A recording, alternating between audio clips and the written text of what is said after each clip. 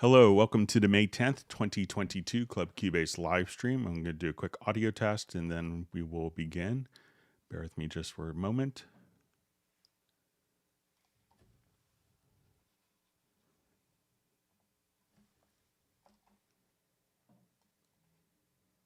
Hello, welcome to the May 10th.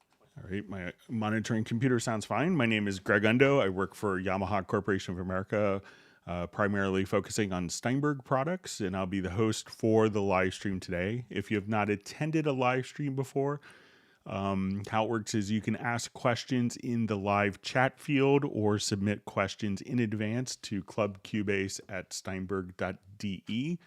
And as you ask questions, a couple things to note is if you could specify which operating system you're running, whether you're running Mac or Windows, which level of Cubase, whether it's LE, AI, Elements, Artist, or Pro, and which version number, such as 10, 11, or 12. That information will be helpful. I will lose the ability to answer questions in a real-time manner as they're asked, and I will try to get through all the questions chronologically. So if you don't see an immediate response to your question, if we could try to avoid asking the same question repeatedly, because that will just kind of slow down the whole process. So that would be appreciated. And we should have a index of all the topics discussed in the live stream today with timestamps pinned to the top of the comments field. So if you wanted to watch it afterwards, and if you wanted to search for through all of the Club Cubase live streams, I think the last 2 years we've answered over 18,000 questions. You could go to cubaseindex.com, and we want to thank Jan from Stockholm for creating that website. It's a great repository of information.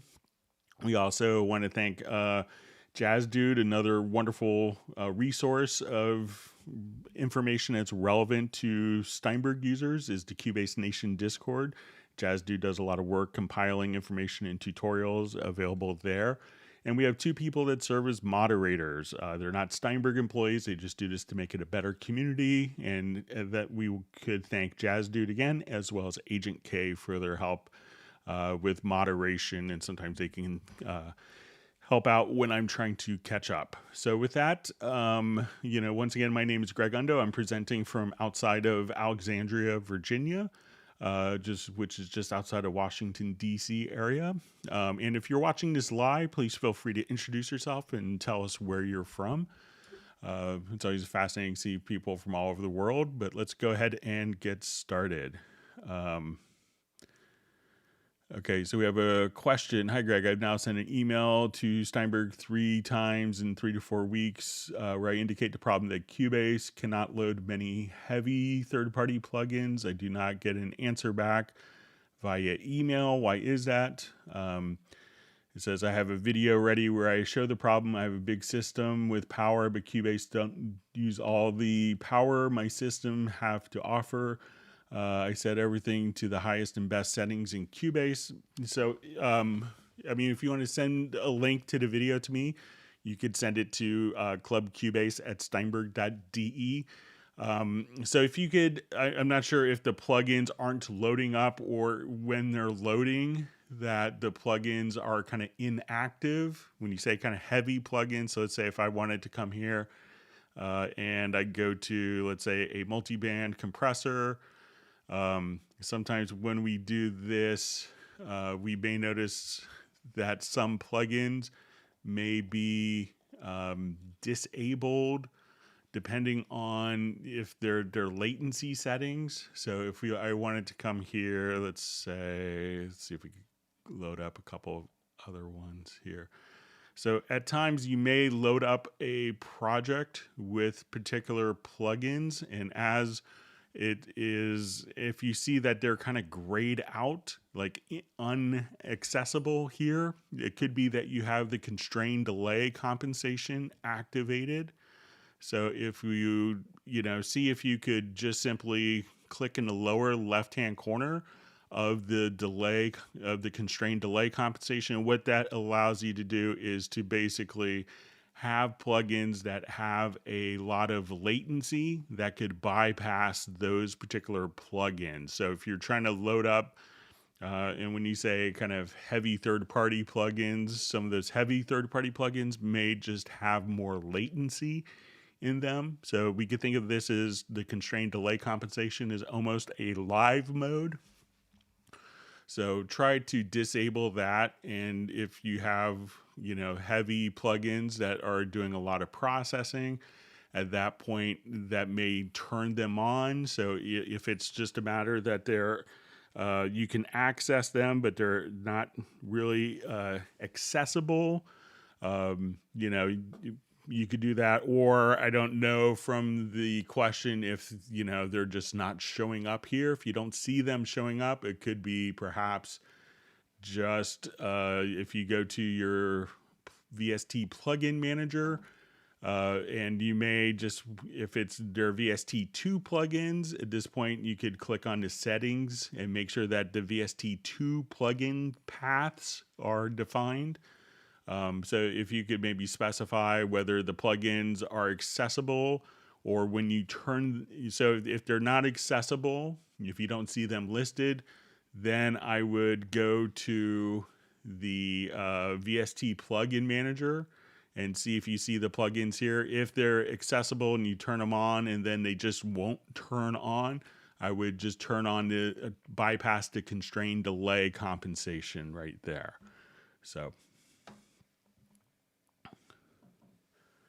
all right, so we have Tata Digital Studio checking in from Finland, and we have Brian Grieve Music from Denmark. All right, so we have a question. How can I get the logical editor to write out MIDI notes? For example, I'll load a hi-hat sample into a sampler track, and then I want to have the logical editor draw out 16th notes on C1 for 8 bars. So to do something like that, it probably wouldn't be the logical editor that I would look at. So let me come over here. I'll just create a sampler track.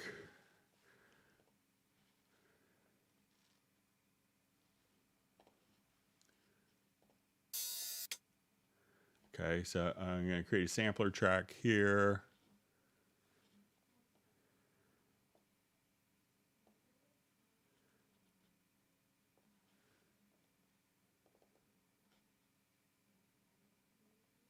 Okay, so let's say, how I would do it is if you're going to use the key editor, I would switch to the paint tool, set my grid here to 16th notes. And I'm going to just kind of, I think if we hold down the control key, so, or whatever pitch that we want, let's say I have my root key at C3. So I'm just going to hold down the command or control key and just draw it straight out. And you could just enter in 16th notes just like that. Also, if you wanted to switch the editor to the drum editor, at this point, again, if we set our quantized value here to 16th notes, or if we just have our quantized value here, I could just say, okay, I want these hi-hats and we could just kind of paint in. So that's probably the way that I would do it, but let's see if I could just enter in notes to be a 16th note. So it's probably not the best tool to use. The logical editors often for doing so, for transforming and editing other data. So let's see. So we'll say we're going to insert notes and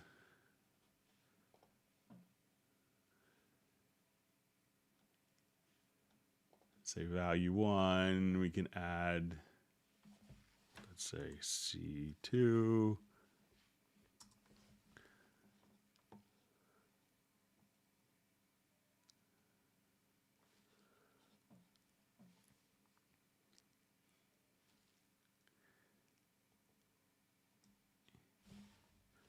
So, but I think if you could enter in, let's say a particular note here.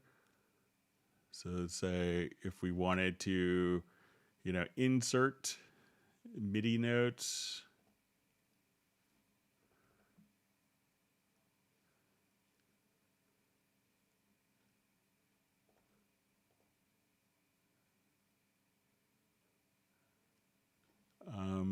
Or I'll just do it from here, sorry.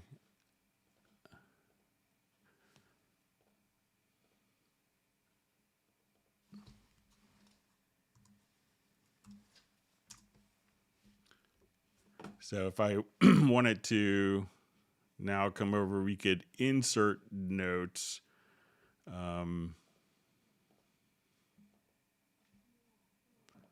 Just kind of using this, but I would, unless you really specifically needed to use the logical editor, I would just, use the drum editor and just paint across, or within the key editor, use the paint tool and just hold down Control and drag across, and you could just put in 16th notes or whatever rhythmic value based on the quantization. So if you want to do it quickly, I think those are better ways of doing it, but let me know if you specifically need to use the logical editor. It just wouldn't be the first approach that I would take on that. All right, we have Roland Klein checking in from Sweden, a cloudy day in Sweden, and as well as Benny from Sweden, Uno Momento from Finland. All right, so we have our Northern European contingent strongly represented, Scandinavia.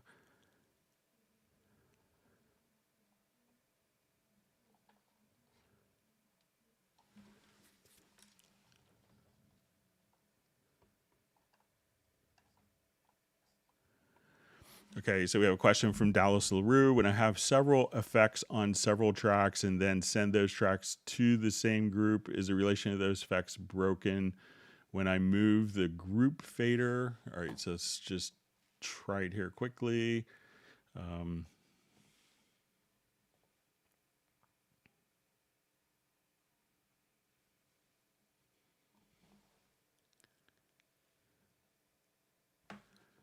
Okay, so let's say I have effects,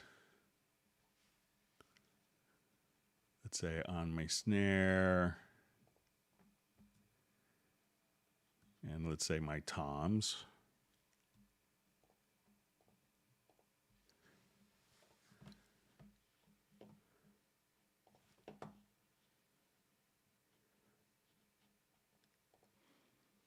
Okay, so now when we go to our sends, I select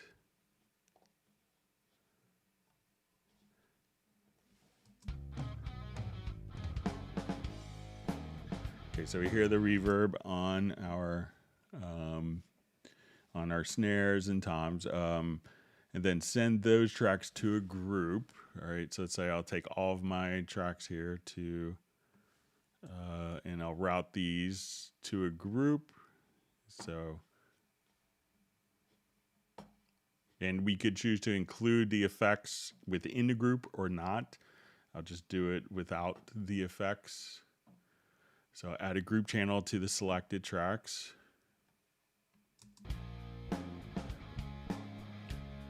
Okay, and the question is the relationship of this broken to when I move the group fader?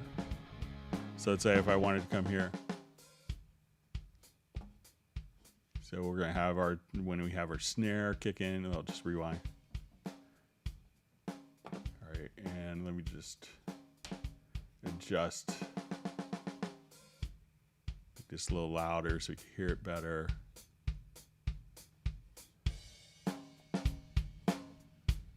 So let's say now.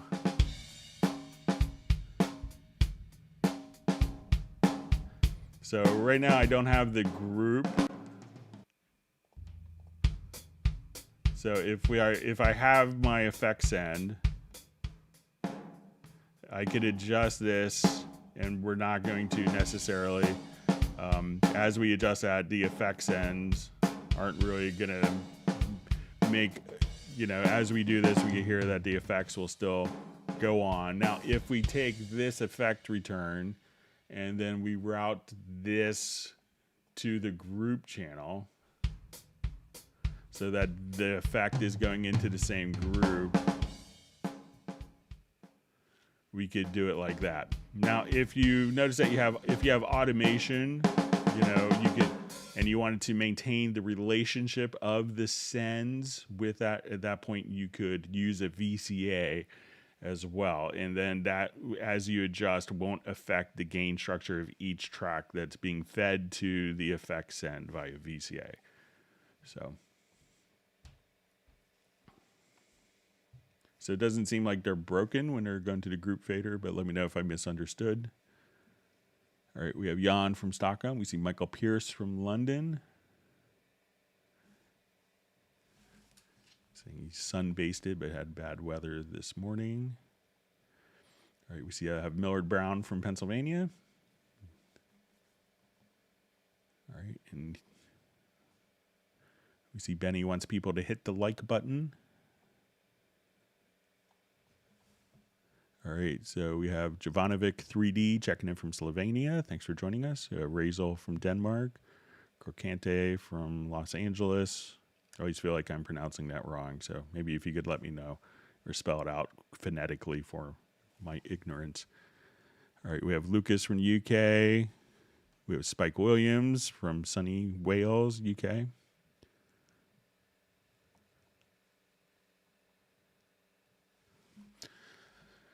All right, we have a question. Phil from Germany asks, do you know when the next discount time frame is for buying Cubase 12 Update a bit cheaper? So they haven't announced any promotions for that, and I haven't heard of an exact time frame for a promotion, but sometimes they don't tell me because they know I talk to tens of thousands of people a week. But nothing that's like really imminent. All right, so we have Rock Planeta checking in from Serbia, and we have SBV Chick from Ukraine. Thanks for joining us. We know probably difficult situation there. You're in our thoughts. All right, we have Robbie Bowling from Dallas, Texas. Kerwin Young from Hotlanta. All right, we have Chris Hallam checking in from Columbia, South Carolina.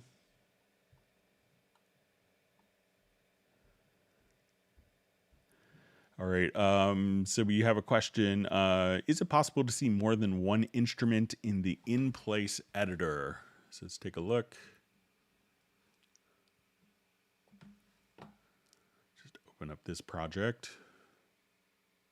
I think we have some multiple MIDI parts.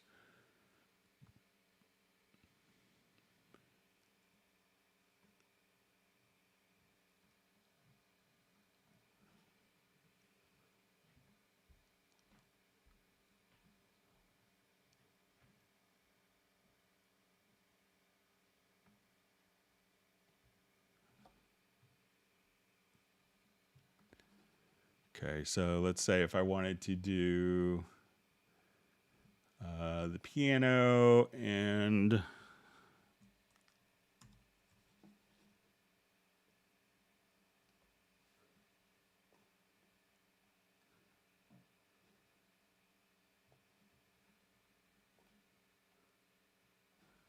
okay, so let's say I have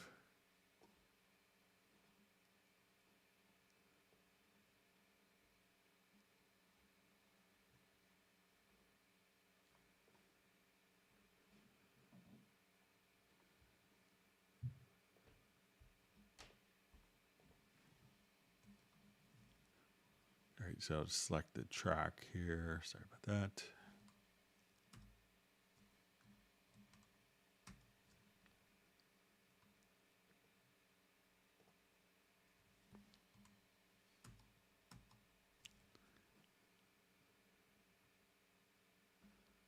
So it looks like it may be one at a time, but let me just, oh. So it looks like we have two. So I just selected two different tracks. So you can see the in-place editor. Looks like for this one, let me just,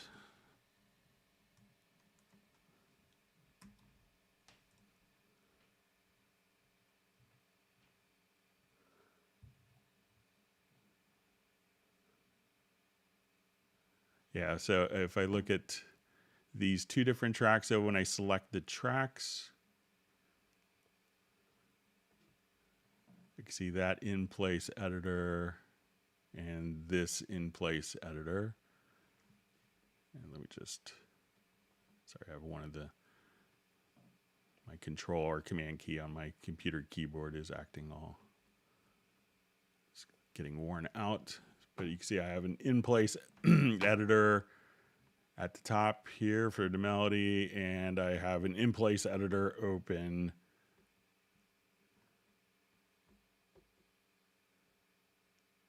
here as well for the piano part. So this way we could have multiple in-place editors open simultaneously. So just select the tracks. All right, so we have Brian Sawyer checking in from US Highway 13, maybe in Virginia or VAC.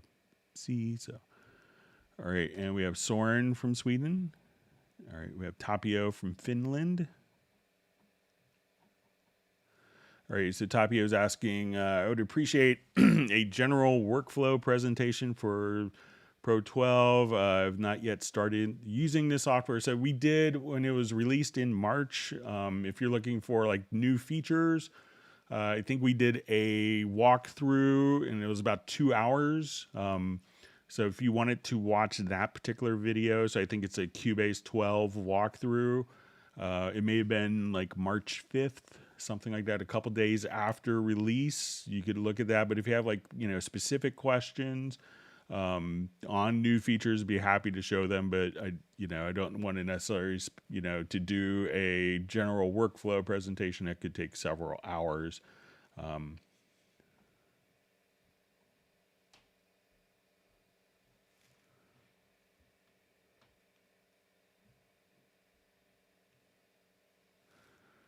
All right, so we see, he says, thanks for the answer, but these delay compensation also not works for better performance. It's only heavy third-party plugins from Waves or PSP Audio, for example.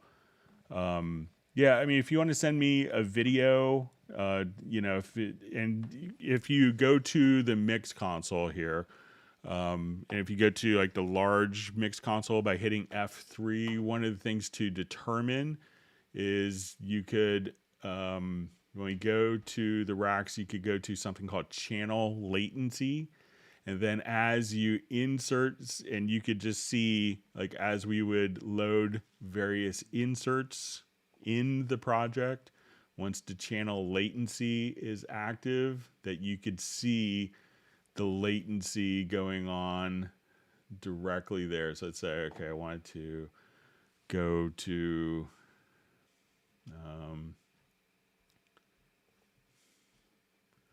so at this point we could see all of the latency on particular channels. So if we wanted to have, our multi-band compressor, we could see that like adding those three plugins adds 168 milliseconds and how much each plugin takes. So see if there is a correlation. So when you say the delay compensation also not works for better performance, it's only at heavy third-party plugins. So, it's not necessarily performance, but it is how much latency and bypassing latency during tracking process. So, but if you want to, again, send me the video link to Club Cubase at steinberg.de, I'd be happy to take a look at it.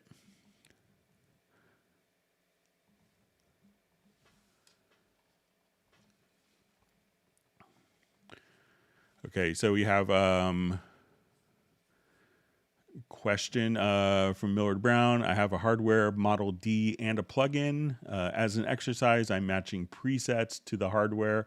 I need to set the hardware MIDI track to minus 60 milliseconds to sync with software. It says interface latency is 25 milliseconds expected.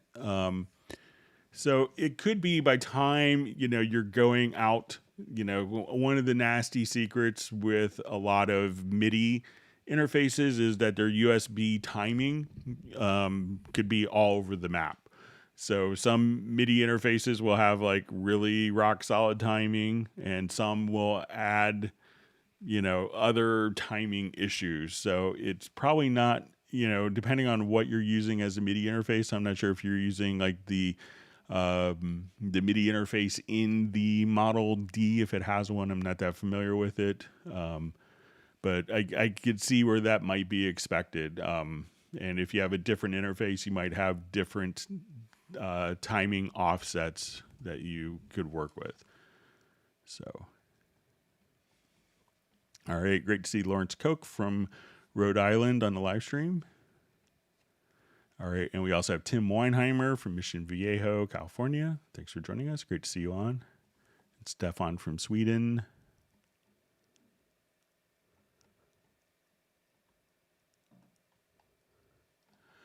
All right, so we had a question. Hello, everyone. Greg, please, what is the role of the DSP Mix FX URC exactly? Is it really necessary? If not, how to uninstall it? So we had this kind of coupled with another question.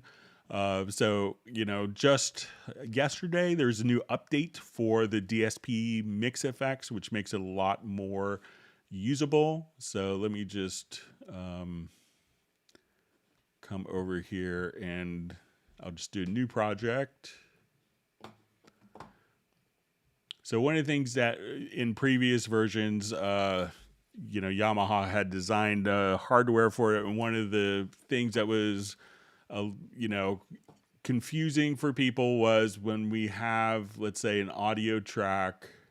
So, and if we had a control room activated, and we had our output set to not connected, but we had an input, let's say, set to our input, that the URC interfaces have wonderful DSP capability. So if I wanted to add, let's say, a stereo audio track or a mono audio track, and just like we were talking before, how like sometimes running through software through plugins adds latency.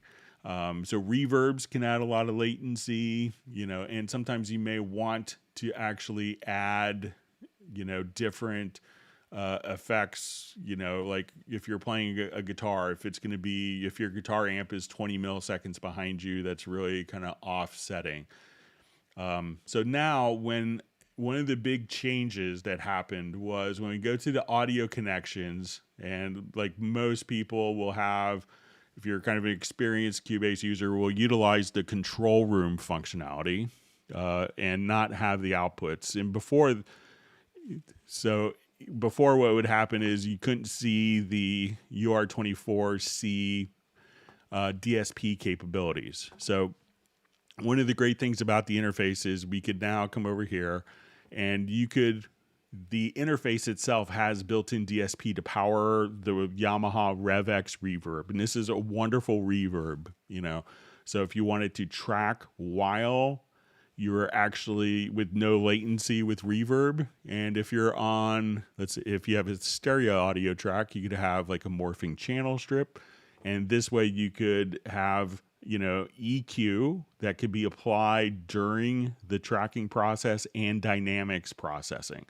And this would allow you to kind of actually just come right over here and kind of morph between kind of optimum settings. If it is a mono track, you also have the capability of, once we have your input defined, so say I just wanted to come here, we have the input defined, we could now not only have like a morphing channel strip, but if it's, you could have different guitar amps set up as well. So if we don't have this linked, we could now come right over here to our inputs.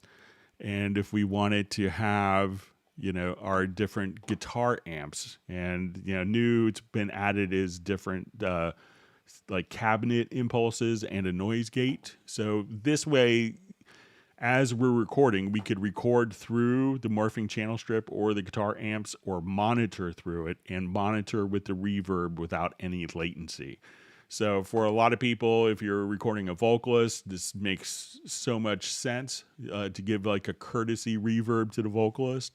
And then at that point, you have these as plugins that could be run natively for the mix. But the interface itself, while you're tracking, has that capability. And previously, it was a bit convoluted to access, but now we could access it directly from the inspector, or when we go into the large mixer, you'll see kind of a hardware tab. And at that point, we could just access all of the capabilities directly. So we'll come over here to our racks, and we could just go to our inputs here in the mixer and be able to access our different effects accordingly, just right here. So it's much easier. So it's been long overdue. So if you have a UR or an AXR interface, we can now access all the effects much simpler than before. So if you have the DSP mix, that will function as like a standalone mixer. So, and that will do some stuff like loopback. So it's definitely worth leaving it installed. All right, wonderful to see Mr. Roger Hooper on the live stream. Wonderful composer. Everyone Google Roger Hooper, listen to his compositions. A long time friend. I've known Roger almost probably 30 years now, my whole entire career. One of my favorite people in the industry.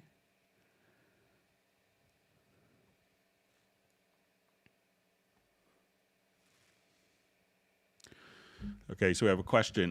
Greg, is there a way to convert a sampled orchestral articulation so it can be played in any key without affecting the timing of the articulation? Example, original is in C and desired use is F. So let's go ahead and just load up a quick kind of orchestral piece.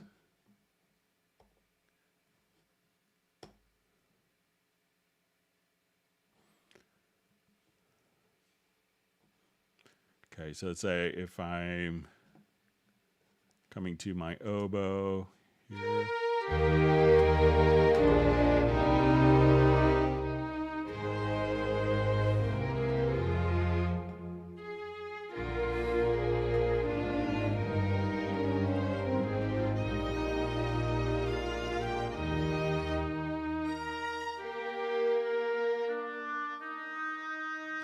Okay, so just reread this again real quick.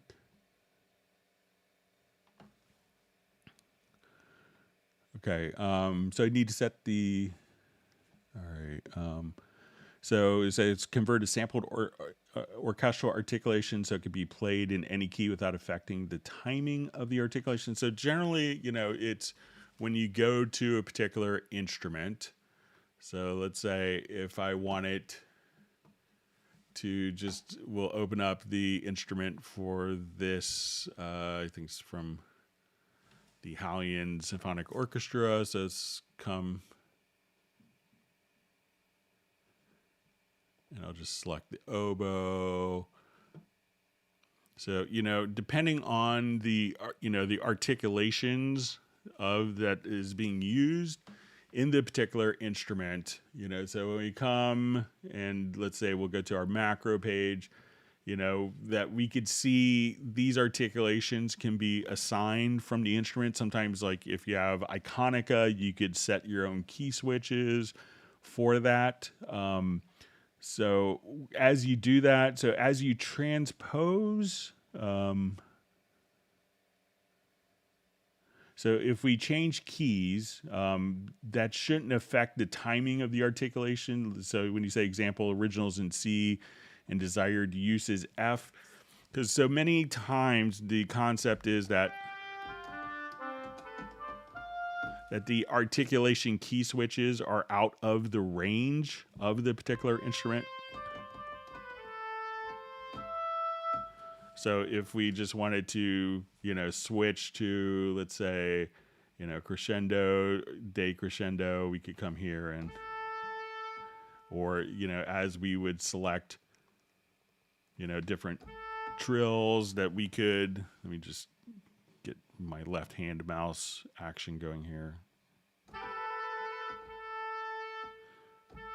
So generally, the articulations, usually by design, are kind of out of the key range of the particular instruments, so that you could transpose without affecting, so you could play within all the keys, and, often that these are out of range of the instrument, so that as you're playing, any articulation changes won't really make a difference because those notes wouldn't sound by that particular instrument. But let me know if I'm misunderstanding, Spike.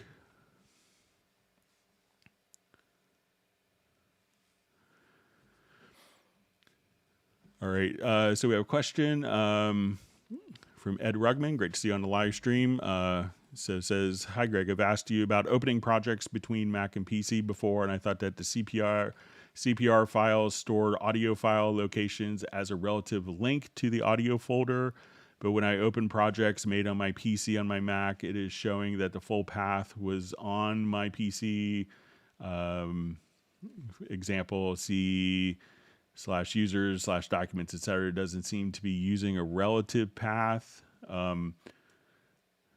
So, if you are, so I'm not sure if you're taking the whole project folder, Ed, or if you're taking, so if you take the whole project folder, all of the audio files should be stored directly in the particular project folder. So when you do a new project, we'll come here, and I think since version 11, it used to, when you do a new project, it would go to a default location. So this may go to like your program files, documents, and then you could have a project folder that you would specify here. And since version 11, it'll ask you to prompt for the project location, so it's not always being put into a default location, so that the user actually proactively defines the project location. So if you've done that and you copy the whole file, if you copy the entire project folder over, which when you record audio will then create a audio subfolder within your defined project folder. At that point, when you copy the project folder, everything is going to be copied over. So,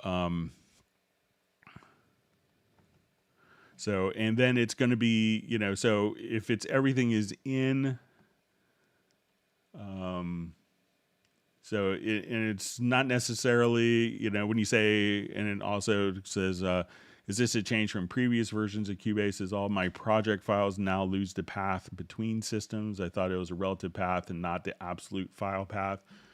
So as soon as you take the, and it's not necessarily moving the project itself, but the entire project folder. So if you recorded audio and by default, there's a preference where if we are dragging files over, I believe the default state of this, if you go to editing audio, is to copy all files to the project folder. Then all you need to do, if you have that set up, anything you record or any sample that is set into your system, at that point you could just migrate that entire project folder between the two platforms. I do it every day.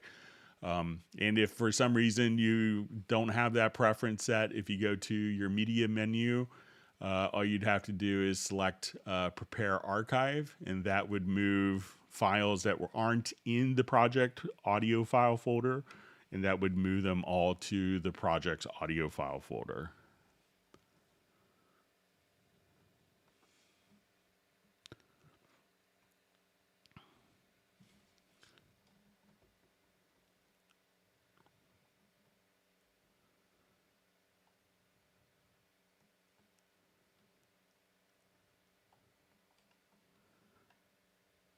Right. I think there may be, my chat field just jumped.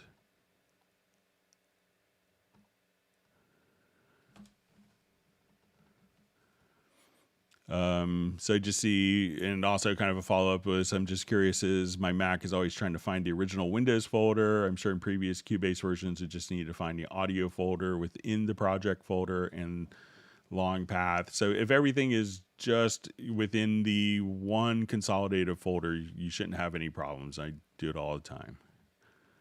All right, so we have Neil from Arizona checking in. So thanks for joining us.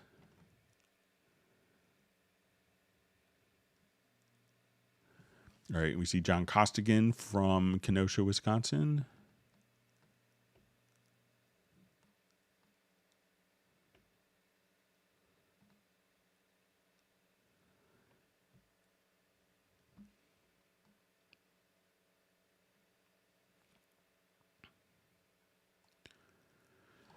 All right, and this may be with the entering 16th notes in the drum editor with the logical editor. It says, wow, that was really fast. I just want to make a key command to make that all a lot faster. Thanks, Greg, for your time. So you would probably have to have a different key command for every pitch, every rhythm, and if it's 2 bars, 4 bars, 8 bars, a different key command for all those different situations. So, by the time you create multiple conditions in that key command, it's probably just going to be faster just to kind of drag it across.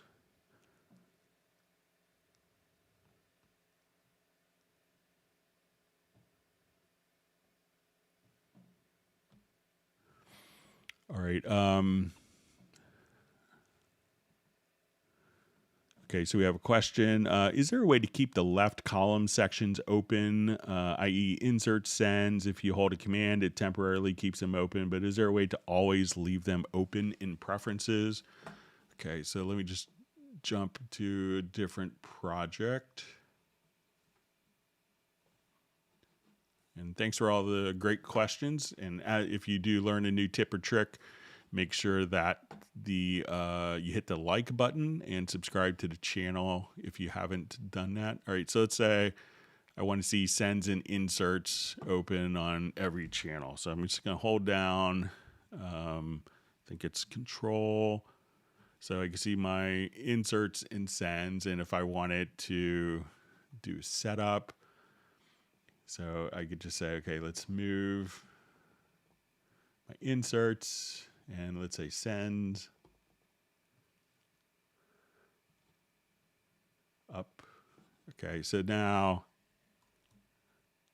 when I have my inserts and sends, I could see all those when I just come to this particular, so once that is set, but if I wanted to, I think if we want to, let's say, get this set up where it's always going to be open, we could go to just our settings here and go to setup. And I think if we pin, that we could just say, okay, I want to pin.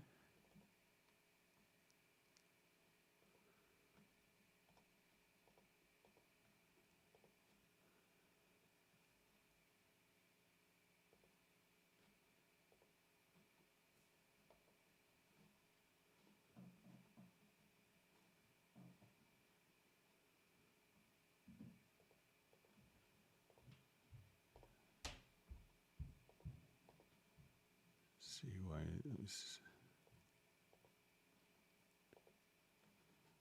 but there is like a pin function, so that so if you want multiple open, you could just hold down your inserts and sends there. But I think that we should be able to kind of pin those so that they don't open. But let me just check again.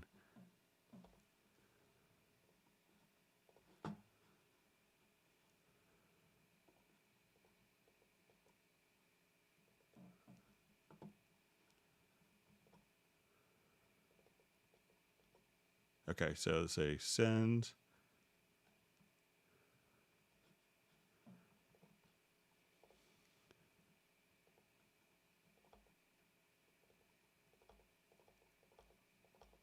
Okay, so just kind of double click there, and now those should stay open regardless of until you actually close them. So again, so as I open up different windows here, I can say, okay, so just try that. So let's say, okay, if I want to And again, just do that by going to the setup here. And then we could, again, just choose to pin, double click there.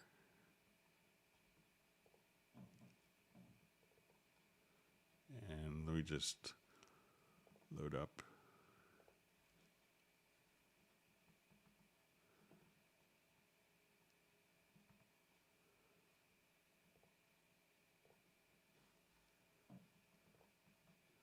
Move that down. So let's.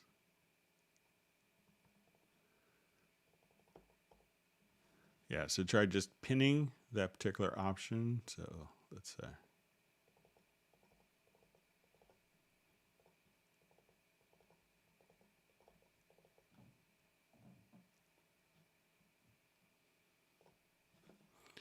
All right.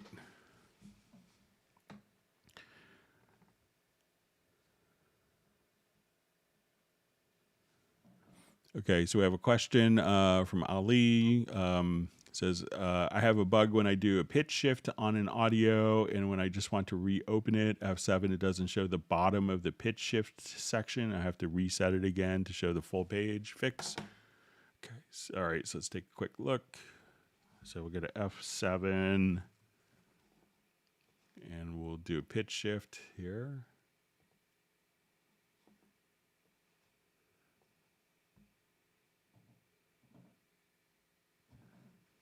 All right. So I have this opened in envelope mode. Okay, so now if I go to F7 again, looks like everything is where it was. Let me just put this in transpose. In my transpose mode here, close this. All right, and I'll just open another function. Let's come back to this file, open it. So it seems like the pitch shift settings, the pitch shift settings are identical. Opening and closing again. So let me know if I did something differently than what you did. So I did it with the envelope and the keyboard view.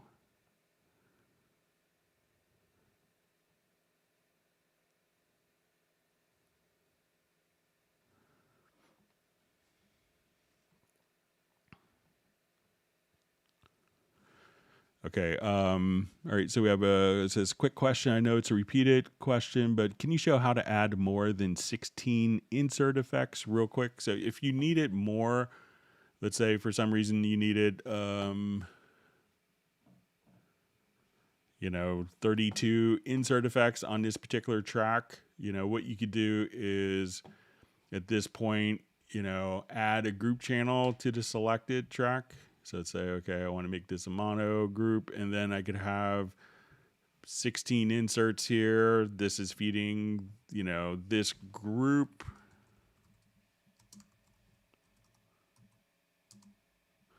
And at that point, we could add 16 inserts here. We could add another 16 inserts on that particular group channel. We could add a group channel, multiple group channels on group channels.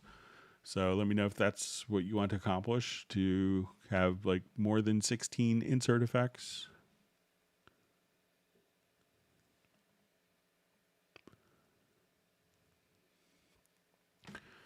All right, so question from Roger Hooper. When I leave my Cubase session open overnight, Mac with Big Sur, Cubase 12, often I get the spinning wheel and have to force quit when trying to save the file the next day.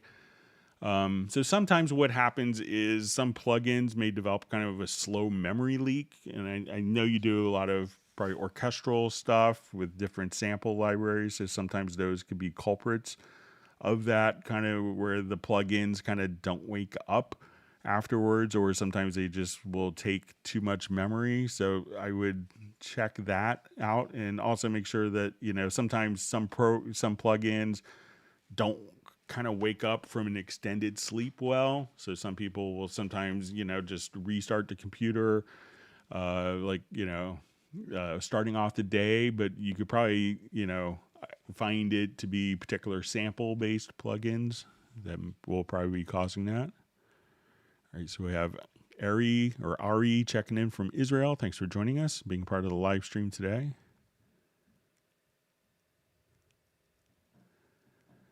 All right, and we have Immersive Audio NFT from Akron joining us. And we have Yak Nasty That Nilla from Seattle, Washington. All right, we have Nick. And we have Gerald Ely from Martinez, California. Michael Pierce is saying hi to Nick.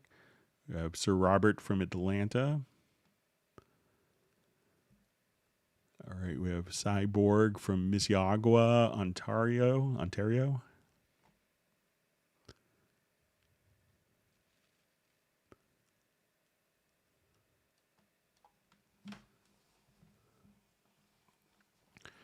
All right, so we have a question. Do you know, sir, if there are plans to fix the visibility tab so it's readable, it can't be opened up, and the text architecture or system doesn't work? It's too big. So I haven't heard of, the visibility tab. So, I mean, that all seems fine, and I use it quite frequently on my Mac and PC. So it seems pretty readable there. So if you're running PC, and maybe if you're doing a high DPI monitor, it could be maybe a display driver issue. If you go to preferences to general, see if it changes if you just disable high DPI or if you have different scaling options. Those are some things you have on a Windows platform that aren't available on the Mac or not selectable on the Mac platform. But let me know if yours looks different and if you want to send me a screenshot, but it could be, it sounds like a display driver issue or a high DPI issue. All right, so we have Frank Langsfield checking in from Kingston, thanking us for doing the stream. You're welcome.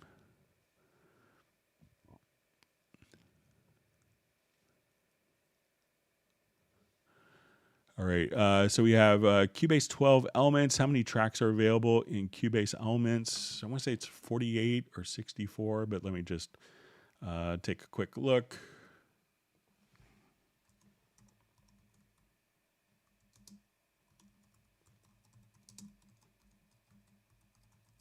I think there's a...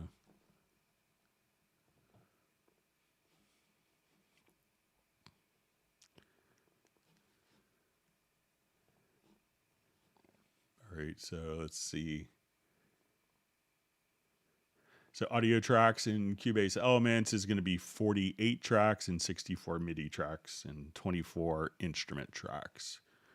So I just Googled like Cubase comparison, and they have a very handy chart on the Steinberg website.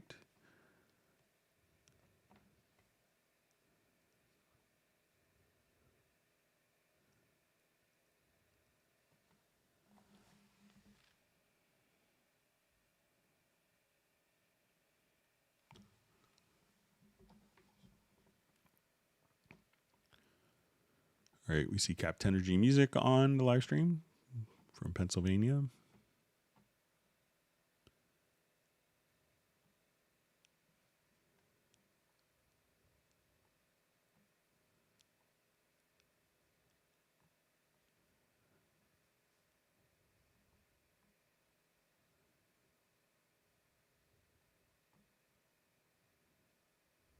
John Costigan wants a like because he's so attractive. So it's good to know, John.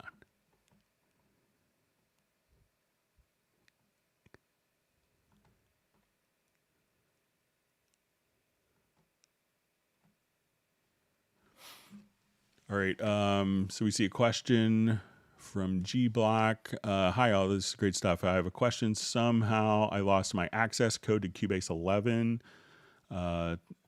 So it says Cubase 11, 12. I wonder how I can retain it to get my Cubase back without my computer if I upgrade from 11 to 12 Pro.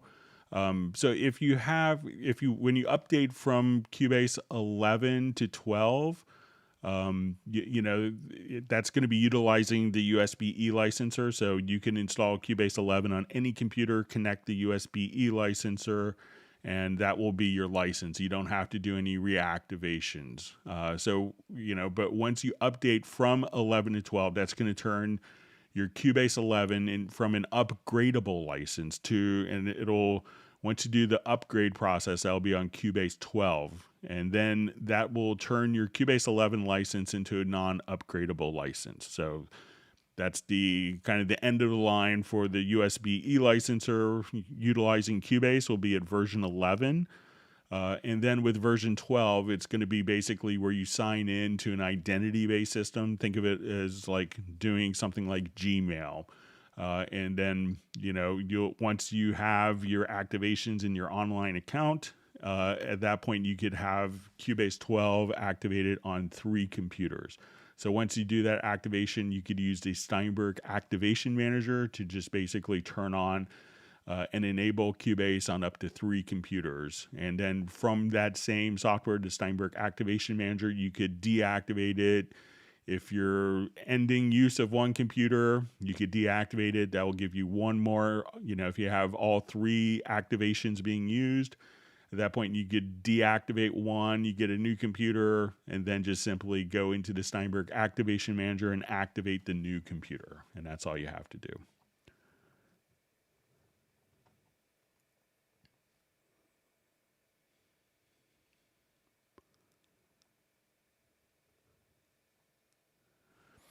Okay, so we see Greg, please, what is the control room setup? I use the UR24C and an M Audio Axiom 61 guitar, bass, and microphone. So one of the things that's handy with the control room is, let's say, as we are doing this, let's say, I'll just revert to this. So, even if your audio interface doesn't have 8 outputs, there's still a lot of great useful functions in the control room, because let's say we're playing and I have the control room. So many times when people would use just their mixer faders here to set the levels, like the monitoring levels are going out to your speakers. But if we have your speakers cranked up and we have your master volume set here, what happens is when you go to export your mix down, it actually will drop the volume of the waveform. So we often get this call. It's like, oh, everything sounded great in my room, and I exported it, and the volume is really low. And it's like, okay, where's your master fader at? It's like, oh, minus 20. And it's, and basically on the export, Cubase dropped the volume down by 20 dB. So once we have the control room set up, and we can do this in the studio menu, the audio connections, if you just have your outputs here set to not connected, go to the control room, and we could just add monitors. So let's say I have these going to HS7s, Yamahas.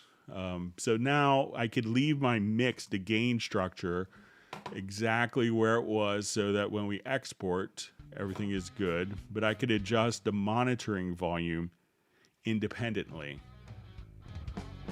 without affecting the gain structure of the mixer. And we could set kind of reference points for known monitoring points that we want to go to. This will also give us different downmix presets. So if I listen to it in mono or stereo, one other great thing is if I have a number of different, let's say I have like a reverb on all of my drums.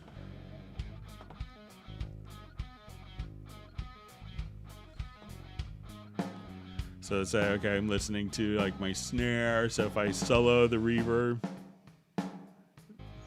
but if I just want to hear just the reverb itself, like isolated, we could, when we solo this, that would solo all the sources plus the reverb. But maybe sometimes you just want to solo the reverb without the sources, and you could hit the listen button. So now I could adjust the reverb without hearing the source tracks. And we could also do some other clever things. Like, let's say if I just want to use like the listen bus on a particular track, we could have our listen bus here.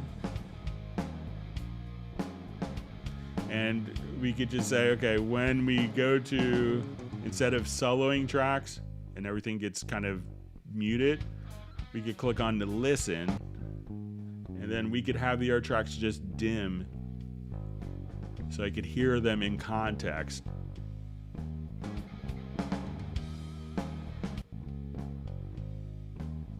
So they're still there, they just kind of get dimmed down.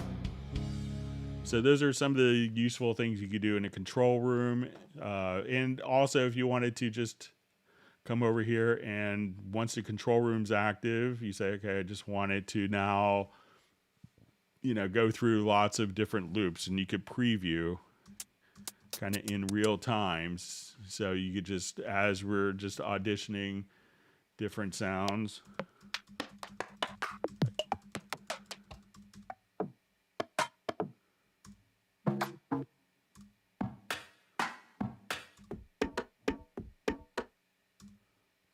so being able to audition. So those are some of the advantages of being able to utilize a control room, with your UR24C.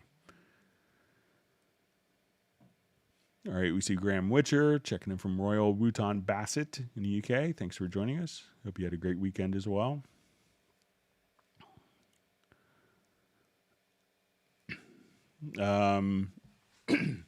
All right, so we see Greg, please, is it possible for you to do a live stream of a mixing session soon? That would be great. Yeah, I'll consider doing that. I'll do it if someone sends me a project to mix. So if you have a project that I could play on YouTube that I could mix, I'd be happy to kind of take a stab at doing a mixing seminar on it.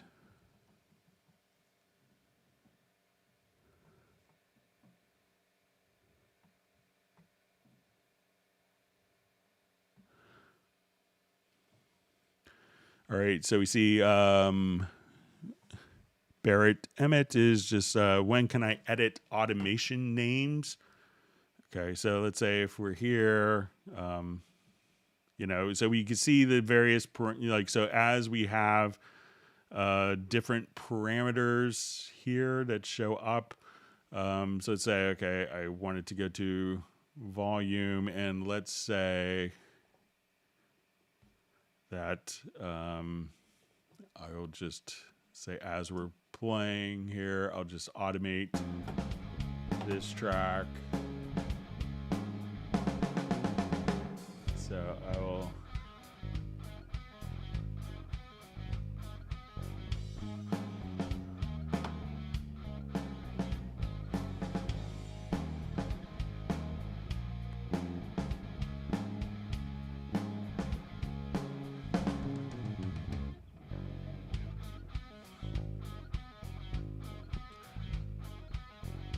All right, so as we've automated a number of different parameters, we could see that we'll have, as soon as we kind of click right in, I know that the automation, so we'll see, what we see listed are going to be the actual names of the parameters that have been automated, which makes sense. Now, I could see where sometimes, like as we extend this out, that you may want to see more, depending on the name configuration. So currently there isn't a way to do this that I know of, but if you click in the field, that you could actually see, the actual parameter right there, but it's not, there isn't a way set up to change it, but I'll make sure to pass that feature request on.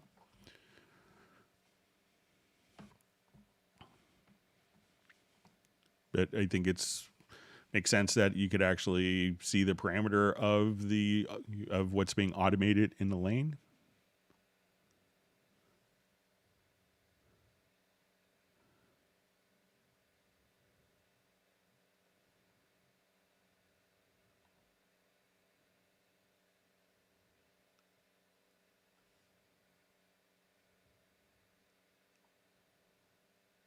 See, Gerald Ely's just making a great comment with Roger Hooper's question about leaving it on overnight. That Time Machine could sometimes have an impact on it as well.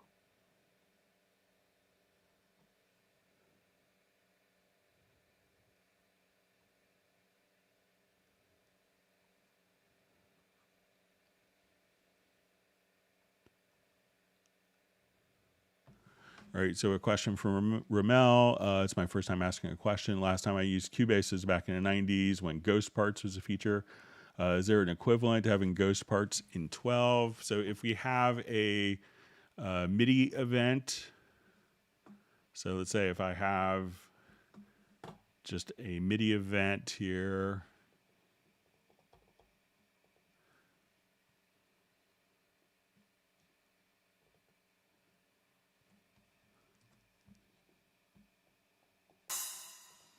all right, so let's say I have this event. So if you wanted to do what was in previous versions called ghost copies, if you hit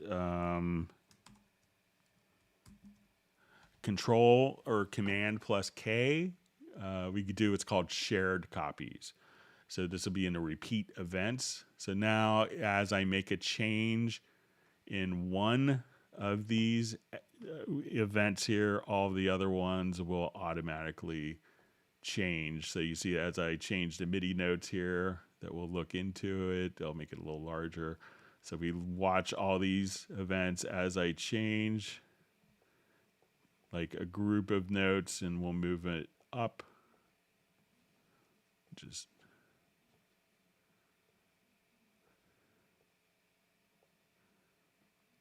so as I do this, we move them up, that all of the notes will move. Sorry, that all of the events will just kind of move accordingly here. So as I just say, we'll just change our pitch. As I change the pitch here, that all of those will change accordingly. So hit Control or Command plus K, and then you get shared copies, which is a new name for Ghost Parts.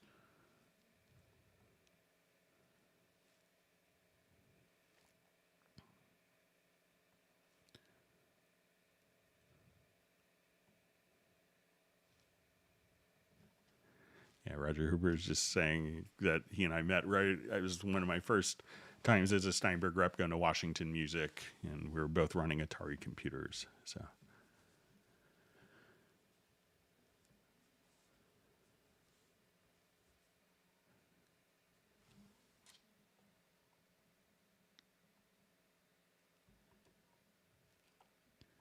Let's see, Michael Pierce is saying I might be the official Steinberg Museum as well. So I guess I have a lot of old stuff still, just in case. All right, my chat field jumped, so I think I'm.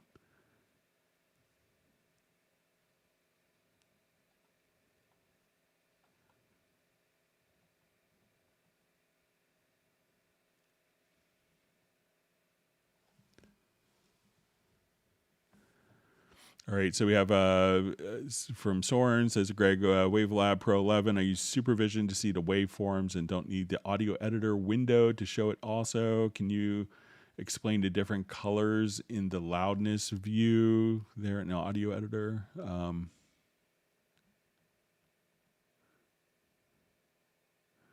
Okay, so I'll just open up WaveLab.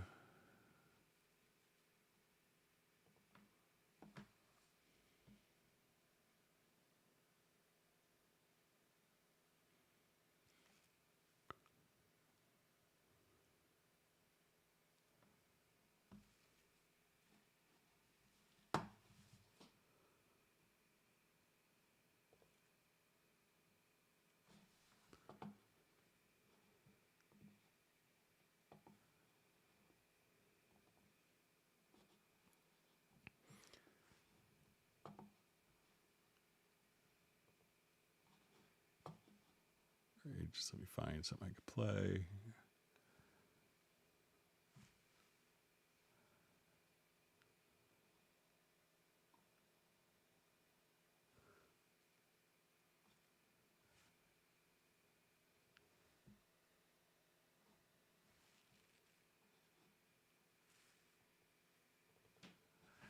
right. Okay, so it says I use supervision to see the waveform and don't need the audio editor window to show it also. So so if we have, let's say, supervision open.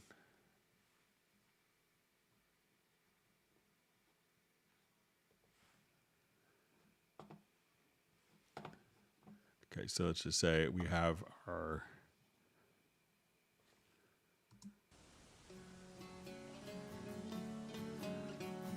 okay, so if you know, generally, you know, if you want to see it as a spectral view.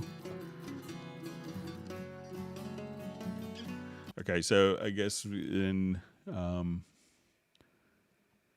so can you explain the different colors in the loudness view there in the audio editor? So I think that these are different frequency ranges. So that, you know, these are kind of like high frequencies, and then you could have kind of like the mid range. And let me just see if there's.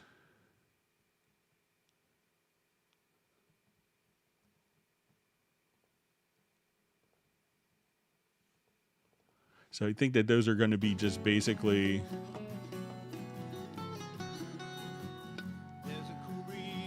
Like just the different frequency ranges that are going in. So let me just see if there's.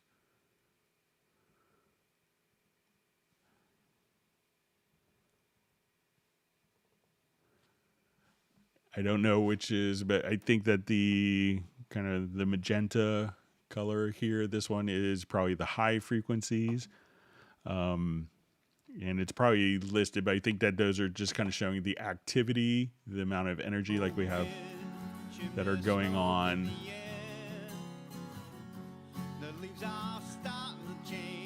For the different loudness functions. So, but you know, you definitely, it's still good to use to see the waveform here if you need to do editing as well.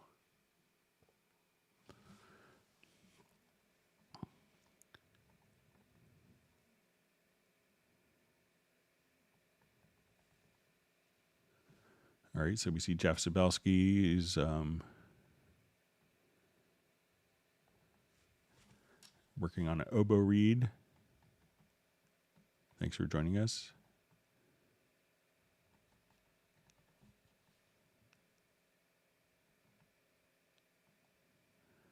See, Michael Pierce's revelation today is the prepare archive function, so that's a handy one.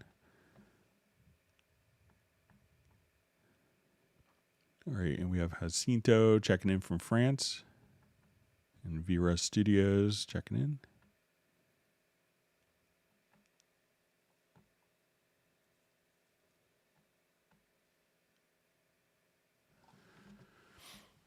All right, so we have a question. If you've done tempo detection and set definition from the tempo track,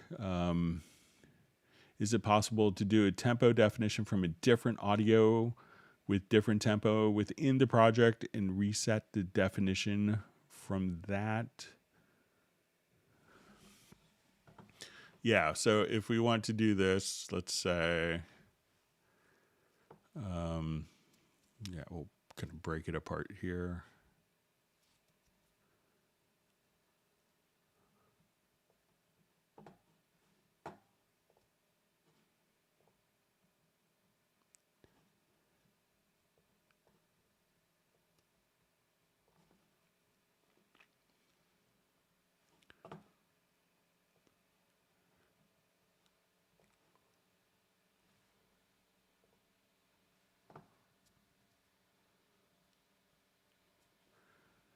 Right, let me just.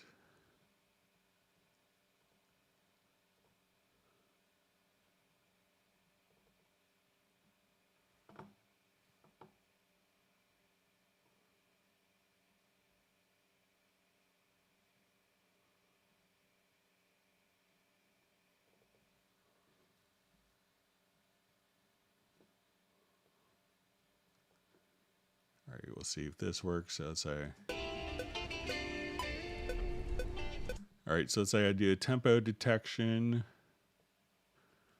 of this.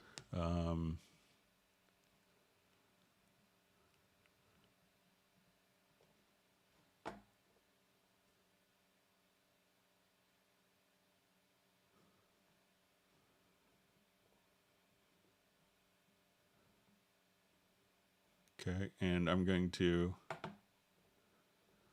select this, and let's do a tempo detection.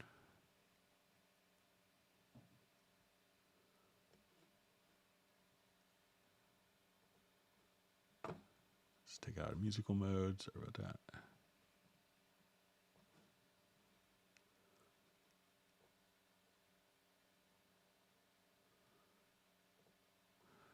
Okay, so, and let's say at this point, if I take this file and I come to the beat, we'll go to audio to advanced, and we'll do our set definition from tempo. So I'll just save this in a project.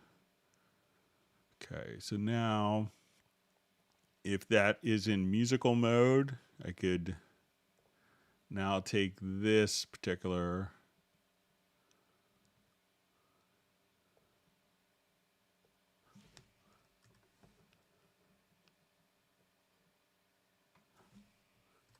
and if I wanted to take the tempo from this file and apply it,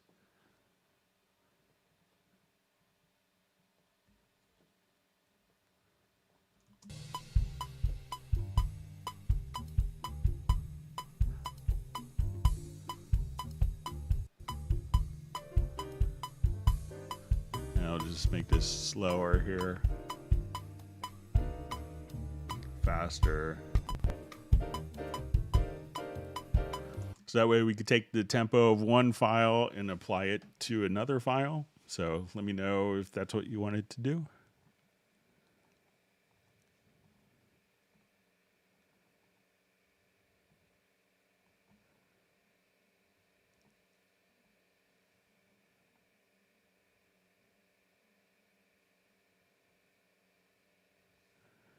So you see Jeff Sabelski saying,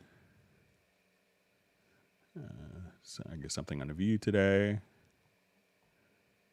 with different political issues going on. So yeah, I just learned last night that a certain Supreme Court justice lives in my neighborhood, as protesters were going in our neighborhood last night. All right, and we have Matt checking in from London. Thanks for joining us, Matt Elston.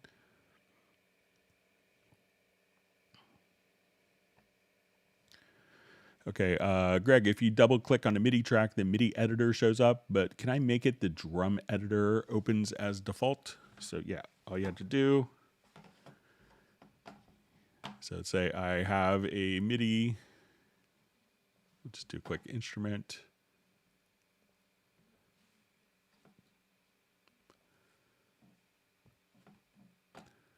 Guess doesn't, we don't have to load a sample. So let's say,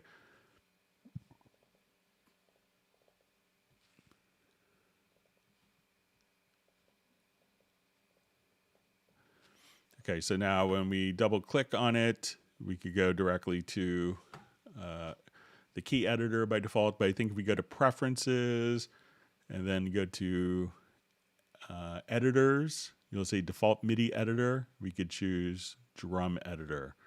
Hit apply and then OK. So now as we double click, we go directly to the drum editor. Or if you wanted to go to the score editor,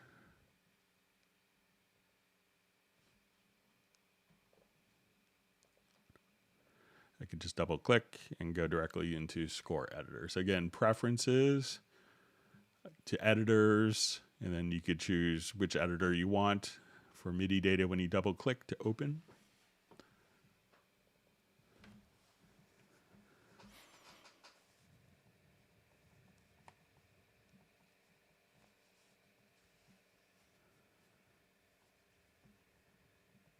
All right. All right. So I just have a question from Jay from Connecticut. So it says, I believe your screen may have jumped. Sorry if I missed your question. Is it possible to use VST System Link via MADI or other non-ADAT connections? So it could use any digital audio connection. So you could use MADI, ASEBU, SPDIF, or ADAT. So, but you need to have MADI on both sides of that to work. So yes, you can use VST System Link. Most people use it with Toslink or SPDIF, but you could use it with any digital audio connection. All right, so we see RJ Leo just asking what's going on here. So this is our Club Cubase live stream. So sometimes people will just get like a notification via Google, but we just sit here and answer questions on Cubase and Steinberg products. And you just ask a question. Hopefully we can answer it for you. It's a great community, and we do it every Tuesday and Friday afternoon in the U.S. starting at 1.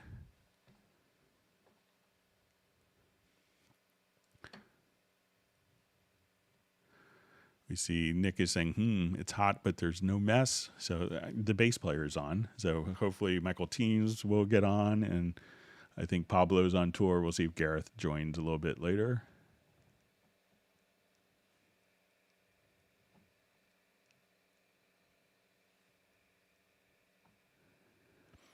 Let's see, Jazz Dude just saying, watched a Black Sabbath documentary this morning. They're happy to have 16 mono tracks in the tape machine instead of 8 in 1970 for their Master of Reality. Had tremendous 16 channels. Like Dare to Dream. What could you use with all that? So, yeah. My friend Fred, he's good friends with Geezer. All right, Nick is saying he hears that it's customary to whack the like button, so you could do that. If you do that, maybe Michael Teams will be able to join us and give out virtual ice cream for all the people that have summer heat.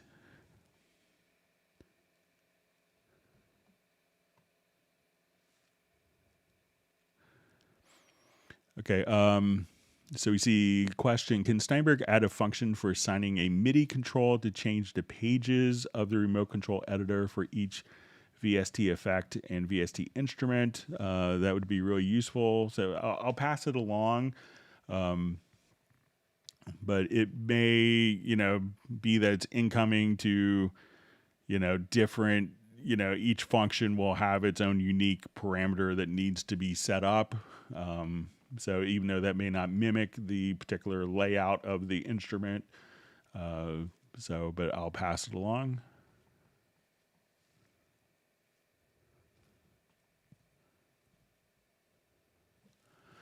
Okay, so we have a question. Can you do a lengthy tutorial on the score editor mode at some point, like a total beginner's tutorial? I'm very new to Cubase, so we'll show you a couple things to kind of get started that can make your score editor use easy. And, and if you have specific questions, like how to accomplish something, we could go over that as well. All right, so many times the dilemma gets to be someone has played something into Cubase and then they can't actually, they go to the score editor and it may look something a bit gibberish-y like this. So because when we look at the data in a MIDI key editor, as we zoom in, we can see that, perhaps the player was rolling chords or playing a little bit ahead of the beat. You listen to it, it's fine, it sounds great, but in the eyes of the computer, it's early. And thus, when we go to a score editor, that we often get something that doesn't look very musical. So the first thing I would do, there's a lot of power directly here just in the staff setting. So if we have an existing performance, we could just double click to the left of the first staff. Here we could say, okay, I want it to be like, a grand staff. So I could just come here and where I want that split point to be, I could do options. We could also come over here. We could choose our key of our song. So I think this is an A flat. And we have something called display quantize, and this is really important. You can say the smallest note I intended to play was an eighth note. The smallest rest I intended was a quarter note, and that I could consolidate notes. Maybe I was swinging a little bit. We could clean lengths, fix overlaps. So we could take something that looks kind of like that, which isn't something you'd want to pass on to musicians. And with these settings, which you could save as a preset, you could even just kind of come right over here. And let me just set this back to split. And now we could just have your parts automatically created for you that look, the actual MIDI notes haven't moved, but we've quantized the appearance of the notation. So that should get you started. But if you have more questions as you get into it, just feel free to kind of ask specific questions. But from a beginner's perspective, that's the first couple things that I would do.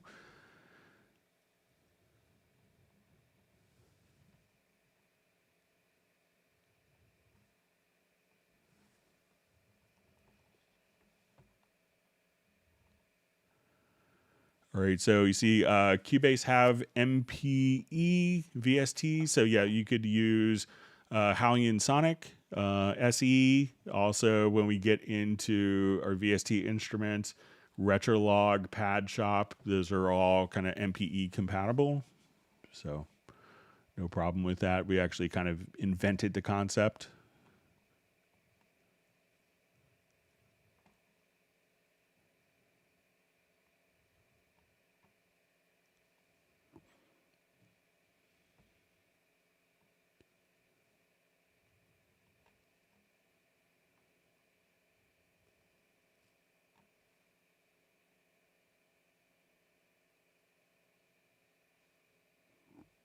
Okay, so all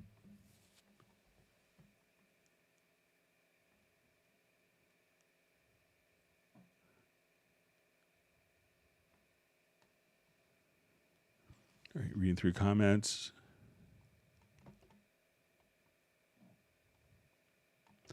All right, we see Thomas, Freuda, Bekin, just loving Cubase 12 so far. It's great. I think it's,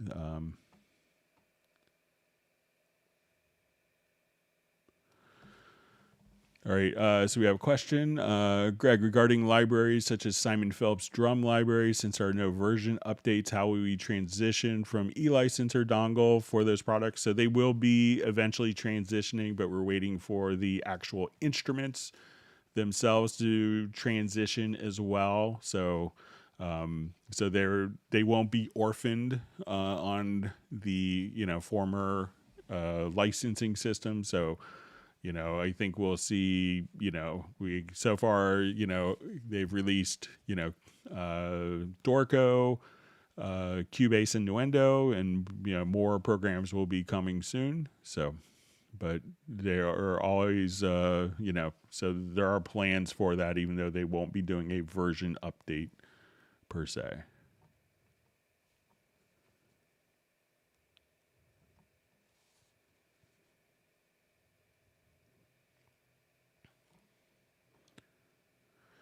All right, so we see Yak Martin just missing his beloved Prologue synthesizer. So I think if you look online, you may be able to kind of copy a file or two here or there and have it show up in Cubase 12. It's not officially supported, but just so you know.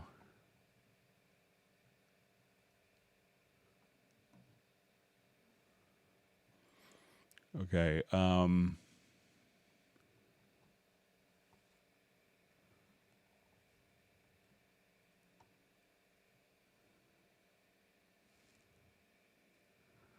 Okay, so we see from Joshua just saying, can you post a beginner's tutorial for score editor? So there is one on the score editor, but I'll try to do some more coming up. All right, so we see question. Greetings, Greg. Could you please show how to set up multiple hardware on my MIDI remote? So yeah, really all you have to do, I have multiple hardware set up on mine. So when we go to the MIDI remote, we could just say, okay, I want it to, so I have, let's say my Nectar, I have a Stream Deck and like a Choice Os. So once you kind of get to, all you had to do literally is kind of just click on the plus sign, and then you could, have access. So let's say, okay, I have an Akai. It's an MPK Mini Mark III. It's going in and out of, let's say, these MIDI ports. Okay, so let's say, okay, we'll do.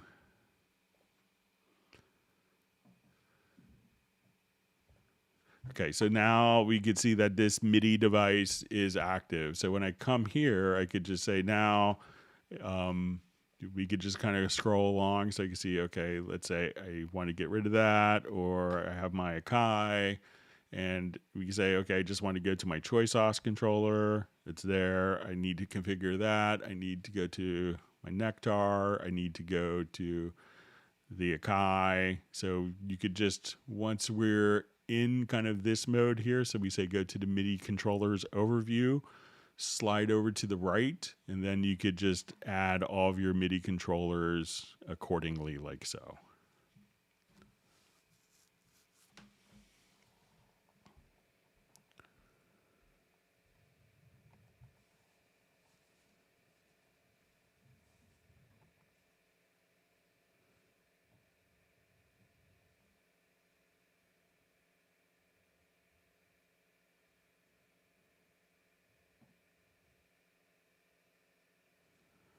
All right, so it just says, Greg, I just heard this wonderful song in your project, the Amos Moses / Geo. Can you show us what settings you made, please? So it could be that it was good musicians playing in a nice studio as well, but we'll show you. I think that this is,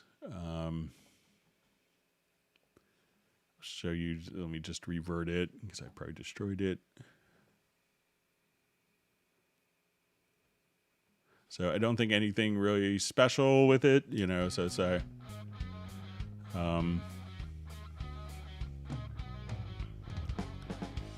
let's say if I want to go to like full screen mixer,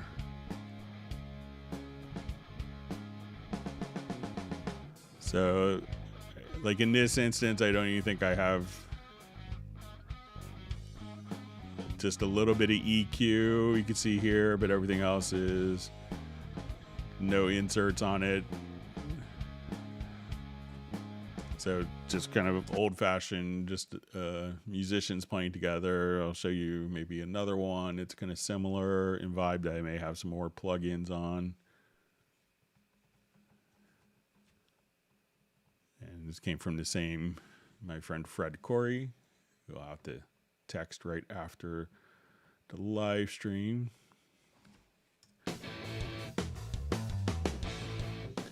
So on this one,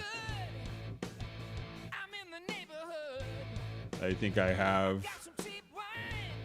like the VST bass amp. All the guitars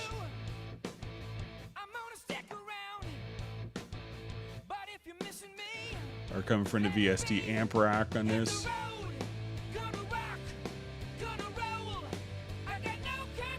And if we wanted to look at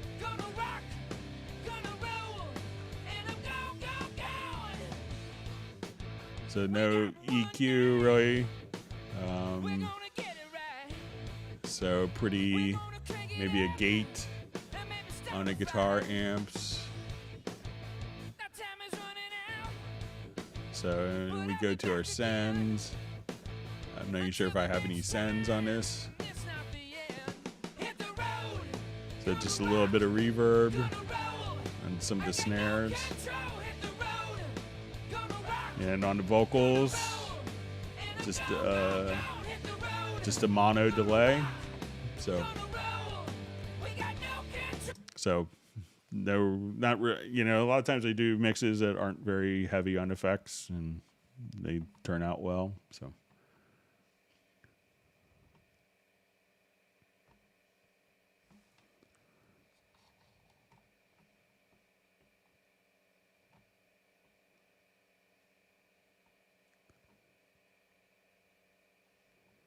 Spike Williams just says he loves the way I pronounce Wooton Bassett. So I'm sure I'm saying it wrong. So.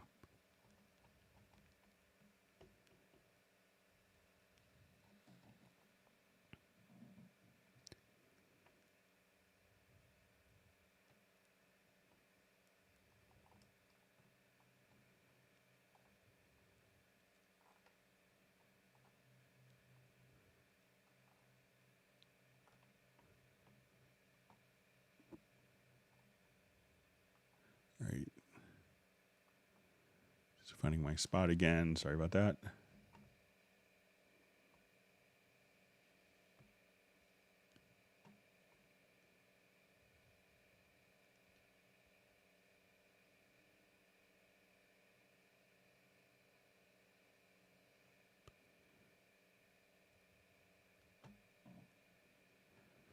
All right, so we see Michael Pierce is saying that he found the crossgrade from Pro Tools to Nuendo. So there is a current crossgrade promotion. We have a lot of people that are unhappy about some systems going to subscription only. So there is a crossgrade promotion to Cubase and Nuendo currently.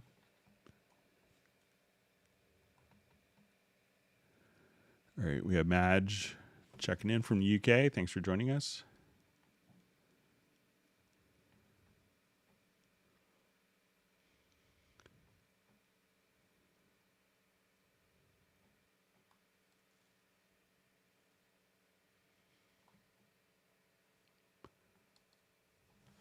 Okay, so we have a question. Hi, Greg. In my orchestra mix, is it typical that a resonant audio track from my contrabassoon needs to come down in the mix around minus 38 dB every time it kicks in the mix, down even more? So generally, most things don't have to be knocked down 38 dB, but if I remember, if this is the same project where you had a lot like bass trombone and a lot of low end orchestral instruments, sometimes it may just kind of create, energy. I can remember, like as a bass player, depending on the room that we're playing in, like our studio at my college, I remember doing a session, and if I played an F sharp bowed on string bass, it would just like the whole room would just be full of energy.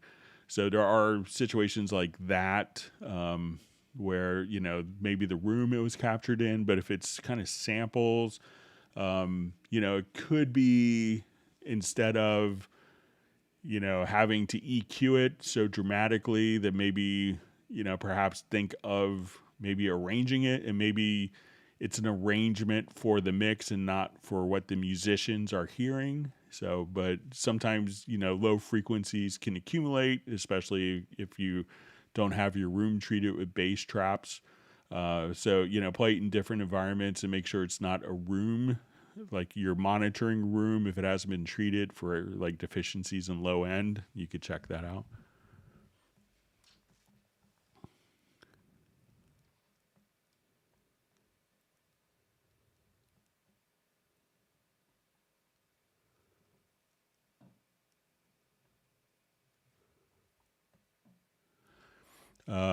So we see quick question. If I wanted to cross grade to Nuendo from Pro Tools level, what evidence do I need to provide? Not that obvious. Also 100 points for the offer to cross grade from, I guess, Pro Tools Flex.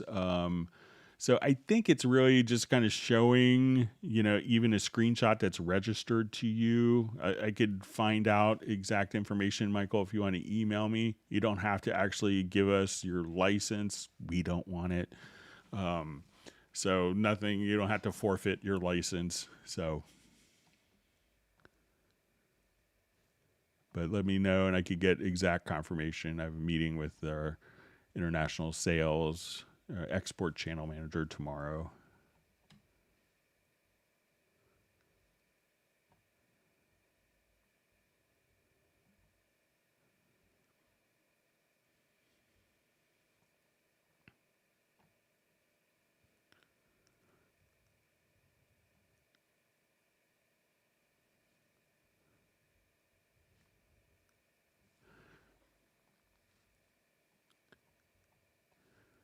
Okay, so we just see what's the point of using linear amplitude scale for FFT spectrum analyzer when analyzing audio?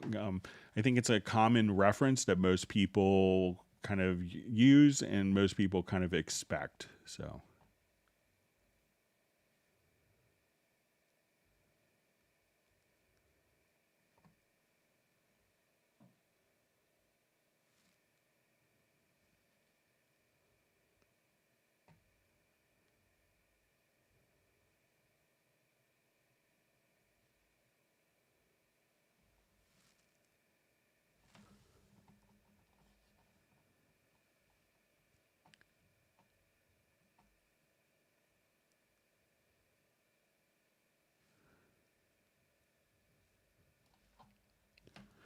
All right, so we see, can you color the ruler to highlight different parts of the song with different colors, like green for intro and yellow for first verse and so on?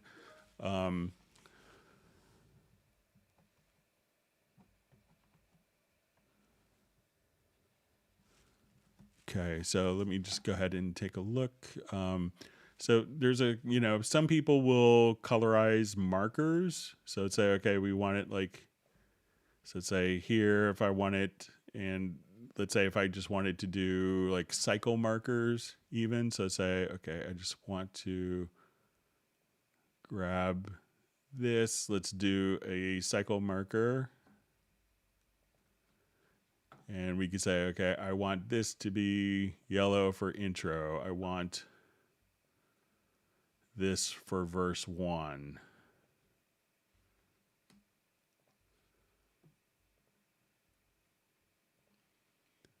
Just add a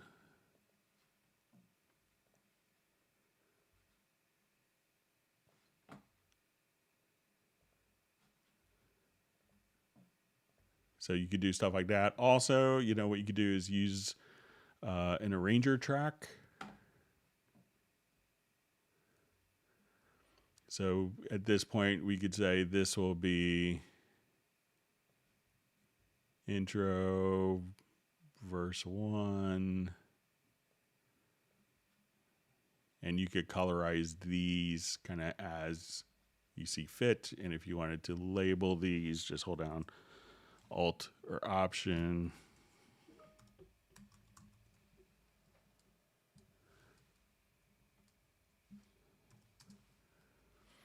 So you could kind of have those. And if you wanted to even take different sections of the song and say, okay, this is, and I do this quite a lot. Okay. Like here, I want to take all these parts and, I want, the chorus to be yellow. So stuff like that. You could just change the entire colors of the events and still have the colors of the events for the mix console if you wanted to as well, and have those be independent.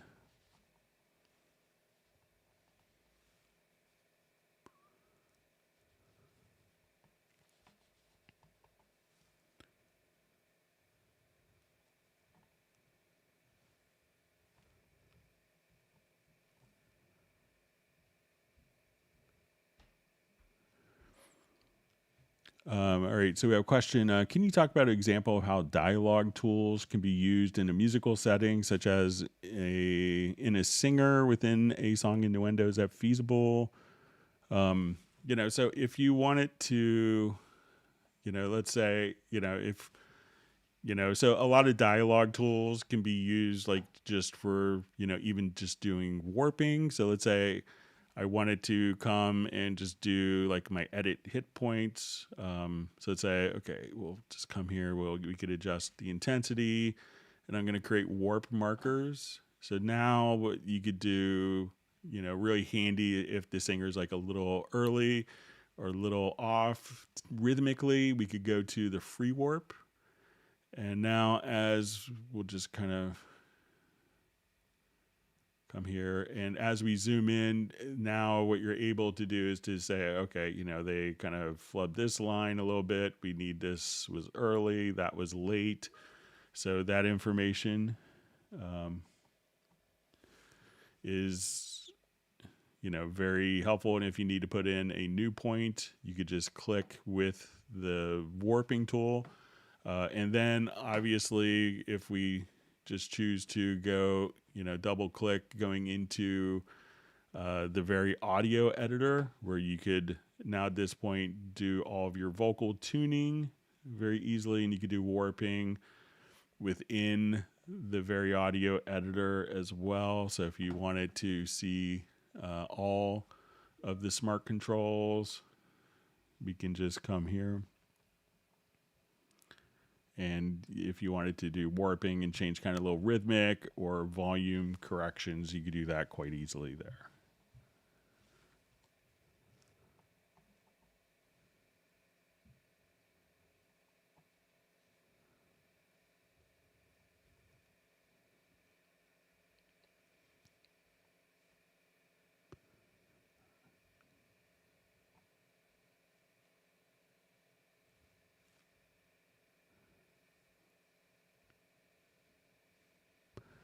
Okay, so we see question, is it possible to take just the vocals out of a file using spectral layers in Cubase 12?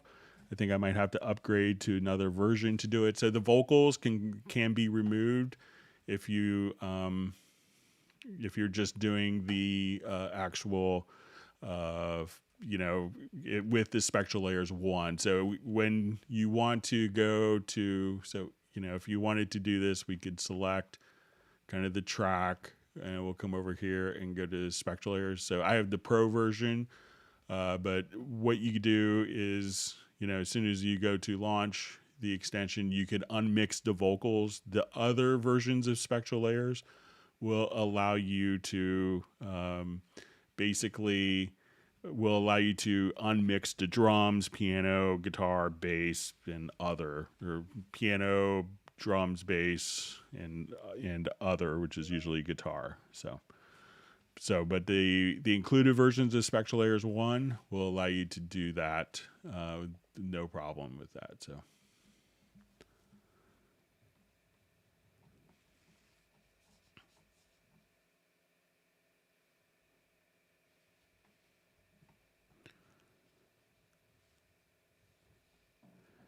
See, Yak wants the addition of an alarm clock in Cubase that says, shut down Netflix, get working. So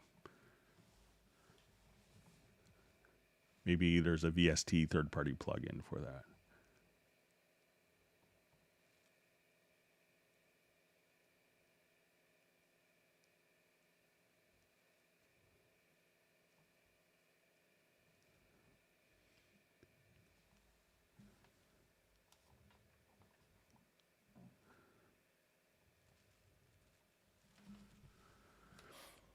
Okay, so we have a question. What about you have a track from a different producer? How will you find the tempo of it? So really all you have to do is select the track here and go to project and go to tempo detection. And Cubase will analyze the tempo for you like we showed a little earlier.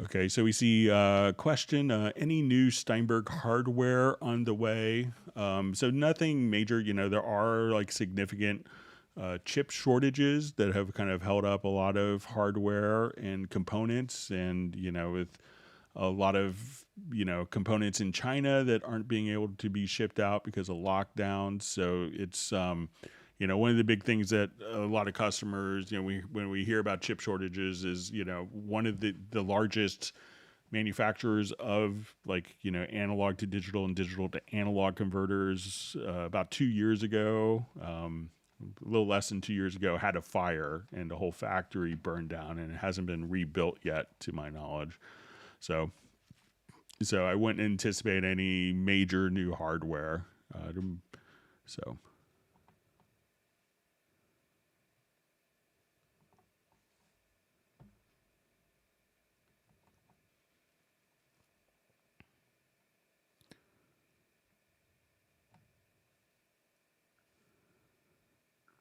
All right. Yeah, we see a comment about new Yamaha CFX grand pianos that are supposed to be really amazing. Haven't heard it in person yet.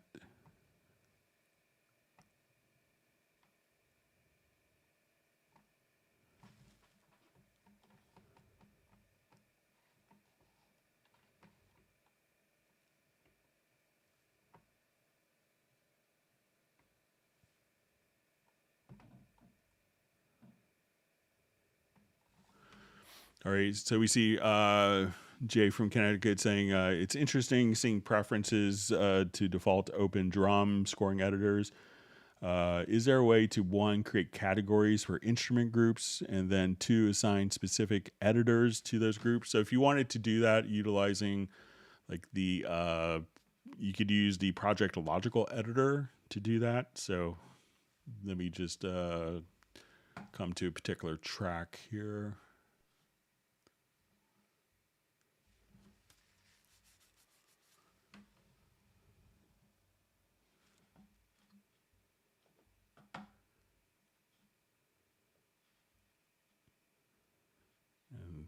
think I destroyed this lovely project earlier.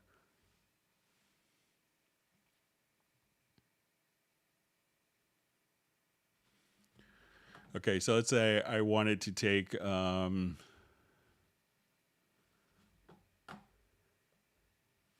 any track that had piano and open it in the score editor, something like that.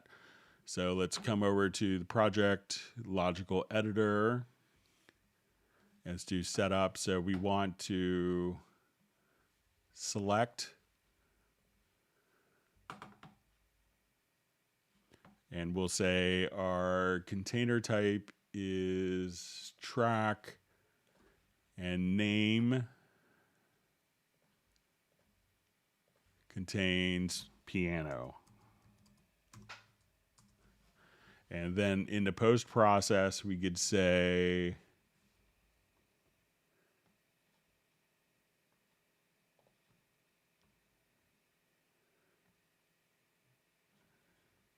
we'll say open score editor.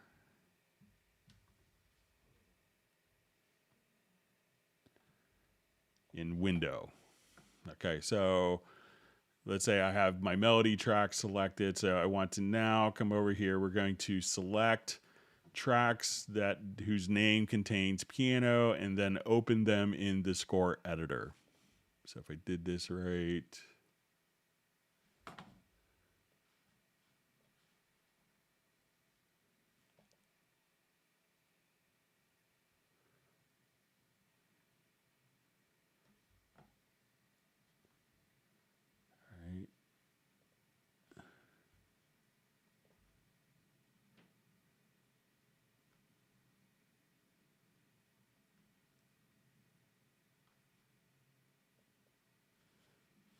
Right, so I'll just do open score editor. So let's say we have our track selected.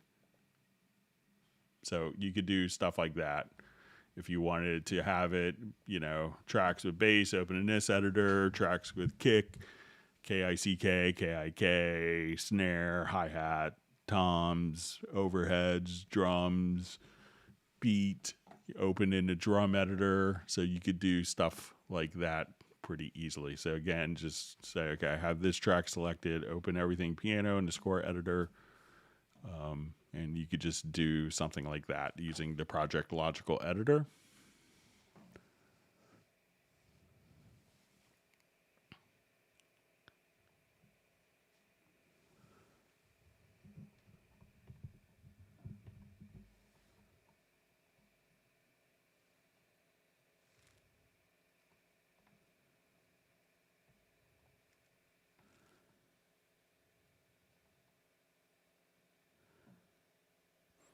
All right, so we see in Dorco, it's very easy question. It's very easy to type notes using numeric commands to change the note lengths, typing note names in the keyboard to input notes, etc. The score editor worked the same way in Cubase. It's not exactly the same, but it is. You could basically get the same functionality. So let's say if I wanted to go to a blank score editor. So I think if we just hit... Just get my keyboard shortcut here.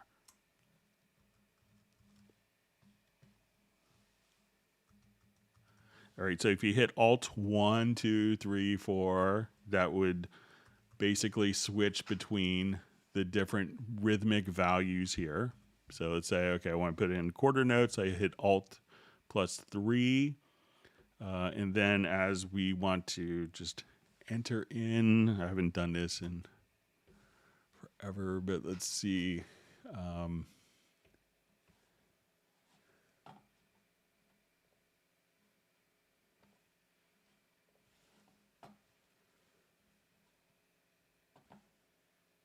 And there is a way to do like the input using kind of the note names as you type it in. Let me see if I had to activate it.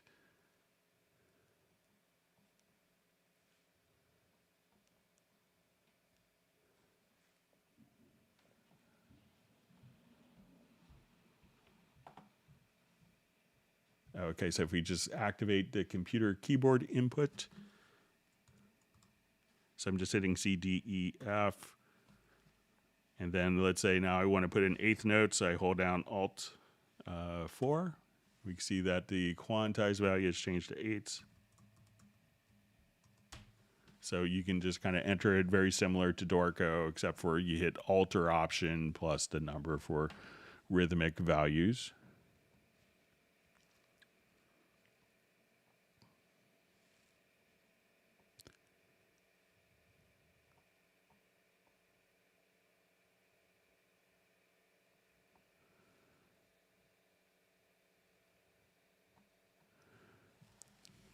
All right. So we see question. Hello, Greg from Montenegro. What's the easiest way to export in one folder all process tracks and in another dry tracks? Okay. So I think that as we do processing, so let's just do a new folder here.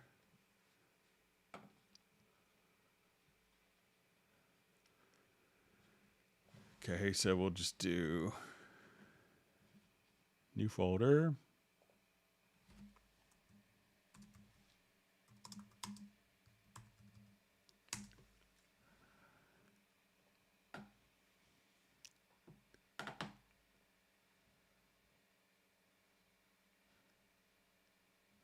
Okay, so I'll just get a quick.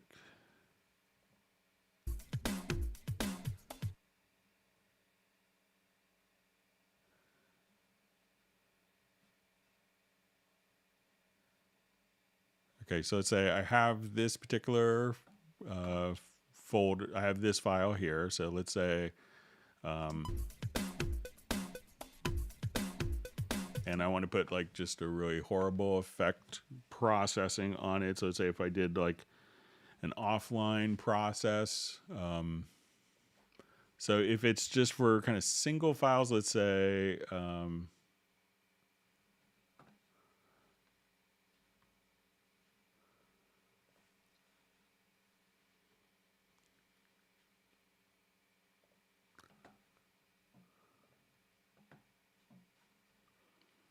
okay, so now we play it. And I'll just make this like a really obnoxiously large reverb.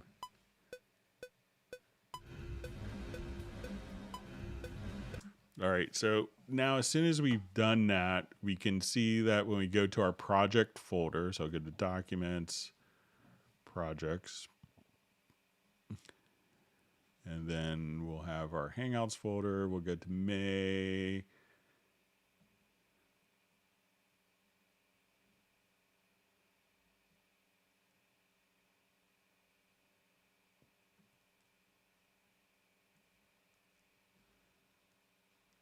Just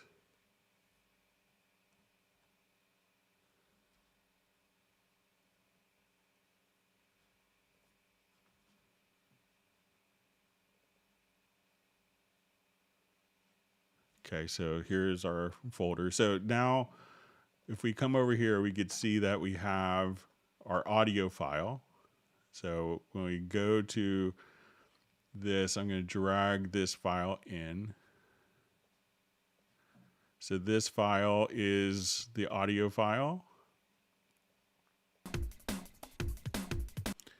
And then if we wanted to import the processed file, it shows in the process in the edits folder. So let's drag this in. So that's with the reverb. And then if we go to our edits folder here, we can say, okay, let's take this one. And now we listen to this, and these just aren't in musical mode. So you could have all of the process files in the edits folder, and the original file will be in the audio folder, so they'll be separated that way.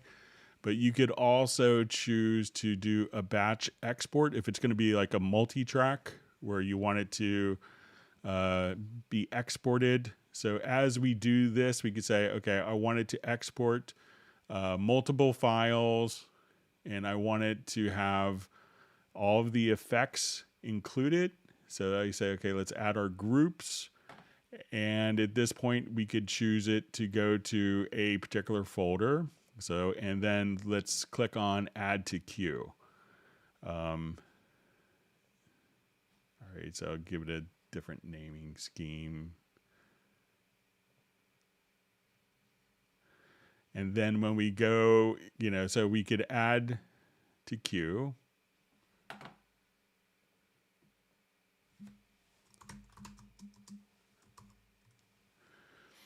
Okay.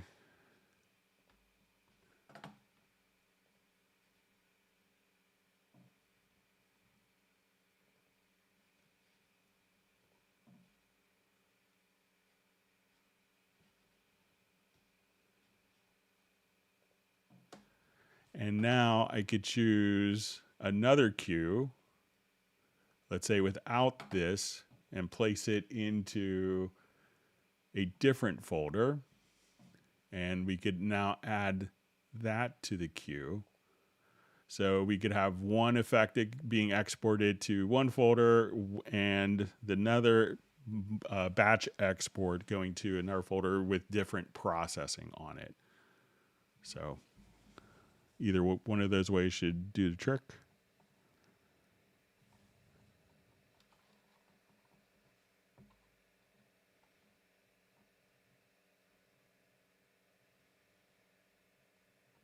All right, we see Michael Teams has made it from Weatherford, Texas. People were wondering, Michael, when more Hot Mess members were going to be on.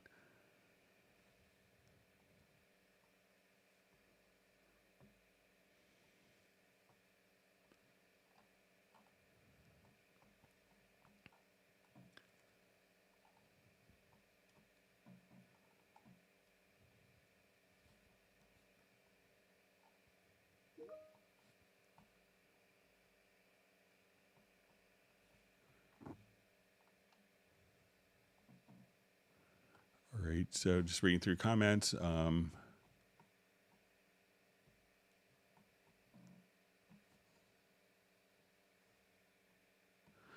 Okay, so we see is there a way in the MIDI editor to cut all MIDI notes going below a specific note and paste them into a separate MIDI track to isolate left and right hands on two different MIDI channels? All right, so I think we could do that.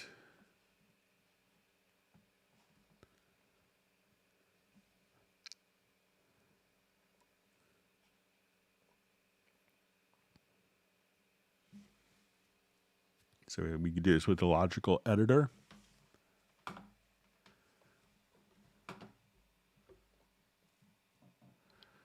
All right, so let's look at this. So let's say below C2 and below, I want to be in the other part. Okay, so let's come to our MIDI and let's go to logical editor.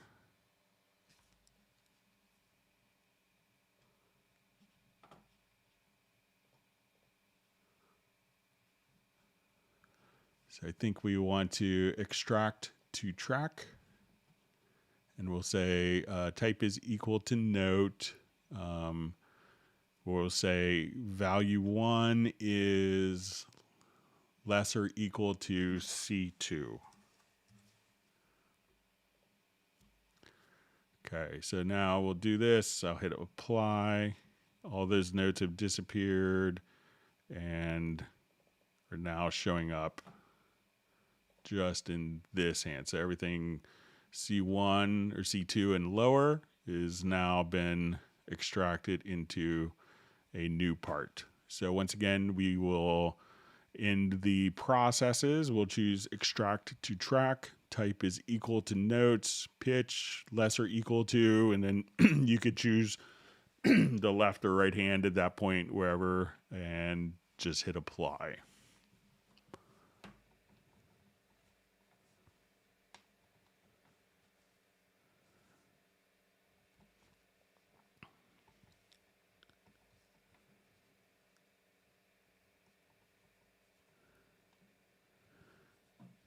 So it says, Greg, you mentioned in live streams that you can make your logical editor presets available. Where can get this? I'll see if I can get Steinberg to put them up somewhere. I've donated a lot of presets to Cubase 12, but if you want to email me, Paul, you could email me at clubcubase@steinberg.de, and I'd be happy to send all my presets that I've created.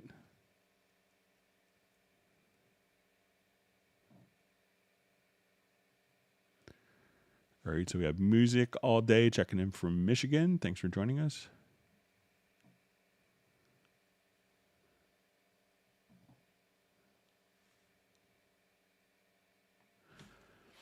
All right, so we have just a question.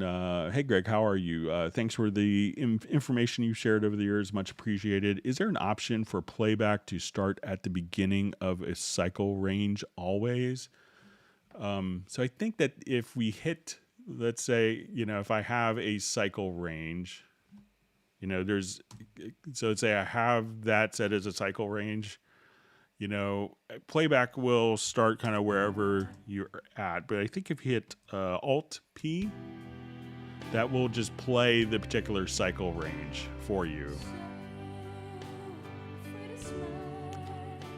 And then I think it may even end at the cycle. We'll just test it here. So if you wanted to just, play the cycle range that you have, you could just come right there and hit Alt or Option plus P. And that will automatically play. So, maybe a lot of people don't know that shortcut, but that way you could automatically play wherever you're at here. You could just hit Alt P and you could assign that to keyboard shortcuts if you wanted to.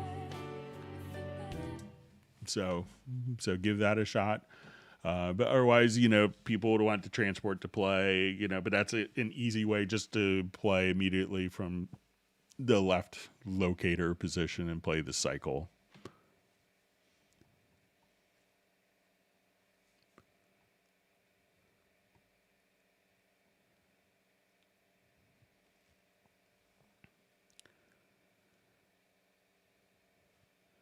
All right, so you see Michael Teams is already started with virtual ice cream distribution. So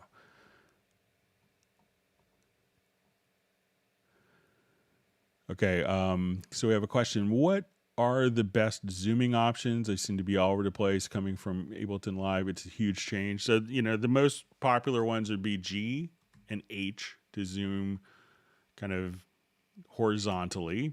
So we could zoom out, zoom in. So H, G, and if you hold down Shift G, Shift H, you could zoom vertically this way.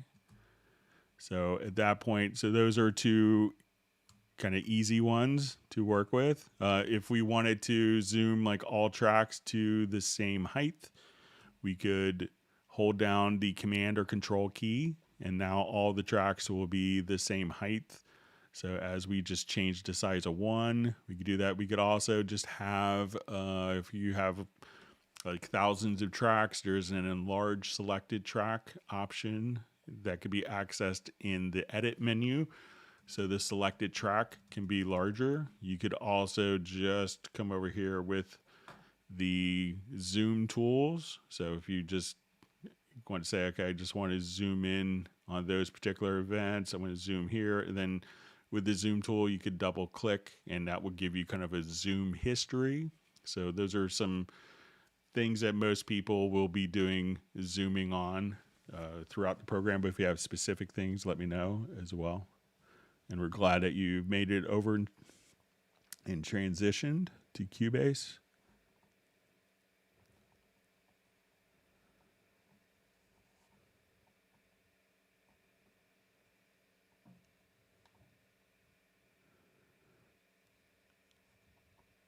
All right, and we have John Shaman just saying hello. So thanks for joining us and being a part of the live stream today.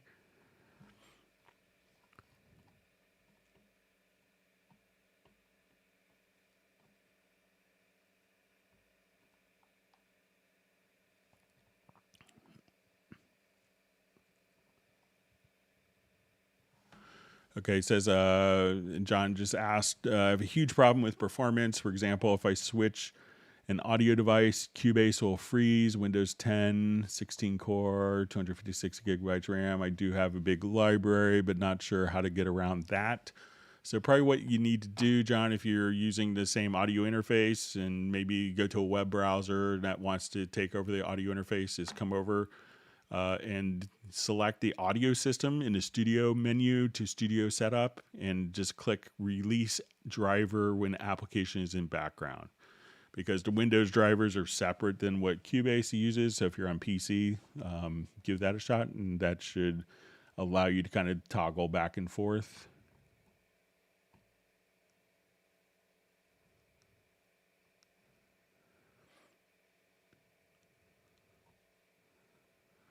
All right, so we have a question. Hi, is it possible to assign function to the actual black and white keys on a MIDI controller in Cubase 12?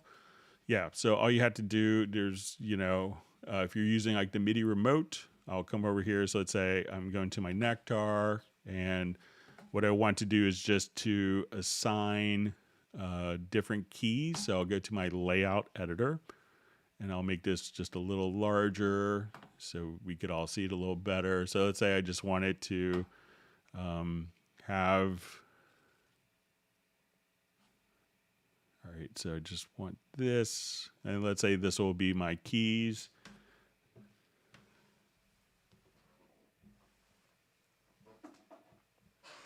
So I'm going to just send MIDI messages. All right, so now that I have these MIDI messages, we could assign anything that's kind of transmitting a MIDI message. At this point, so I could select the particular message. We can go to the mapping assistant and assign different functions for MIDI notes.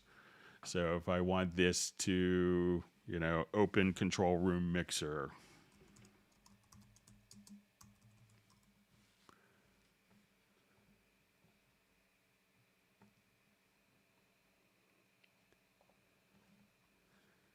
so as soon as I come right over here, we'll apply that mapping. And now as I come here,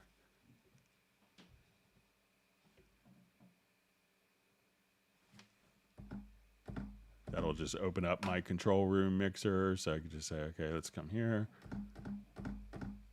And then it's just being triggered. So you could assign any MIDI message, whether it's notes or buttons or knobs, to functions in the new MIDI remote control.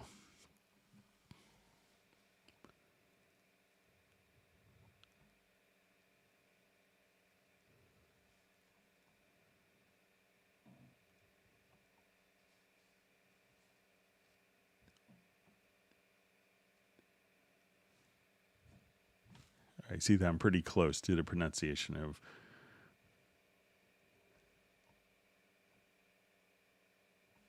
It should be Wutan Bassett, maybe. Okay. So thanks for the clarification. I try to give it a good effort. So, all right, great to see Mark Rabin on, and we see that is Stella, his dog, that her paw is healing. So that's great news.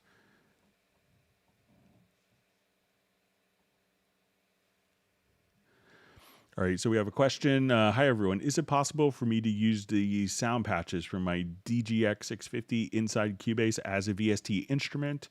I like the sounds from my DGX to be used in my recordings. Thanks. So generally, it's not a VST instrument, but if you have an audio interface with two extra inputs, you could go to the audio connections and go to an external instrument. You can say, okay, I want to add an external instrument. We'll give it a name. So we'll say DGX 650. And at that point, we'll just hit OK. And we want to connect the audio outputs from the device to inputs on your audio interface. And then when we come over here, we can add an instrument track. And this would need to be configured the whole time. And we'll say, okay, let's go to external plugins. Let's go to the DGX 650, and I hit add track, and then you should be able to play the MIDI and have it automatically go directly from your DGX60. So otherwise, what most people would do if you have a lot of MIDI gear is you go to a mixer and combine that into it. So.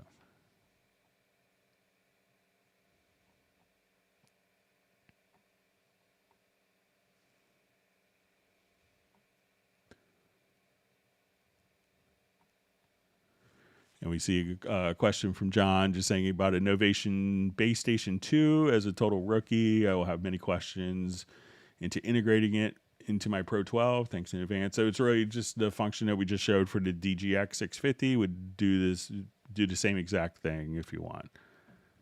But you could obviously send MIDI to it, but then you need somehow to get them, most people want to get the audio back into the computer. So that way you could run it through all your VST plugins.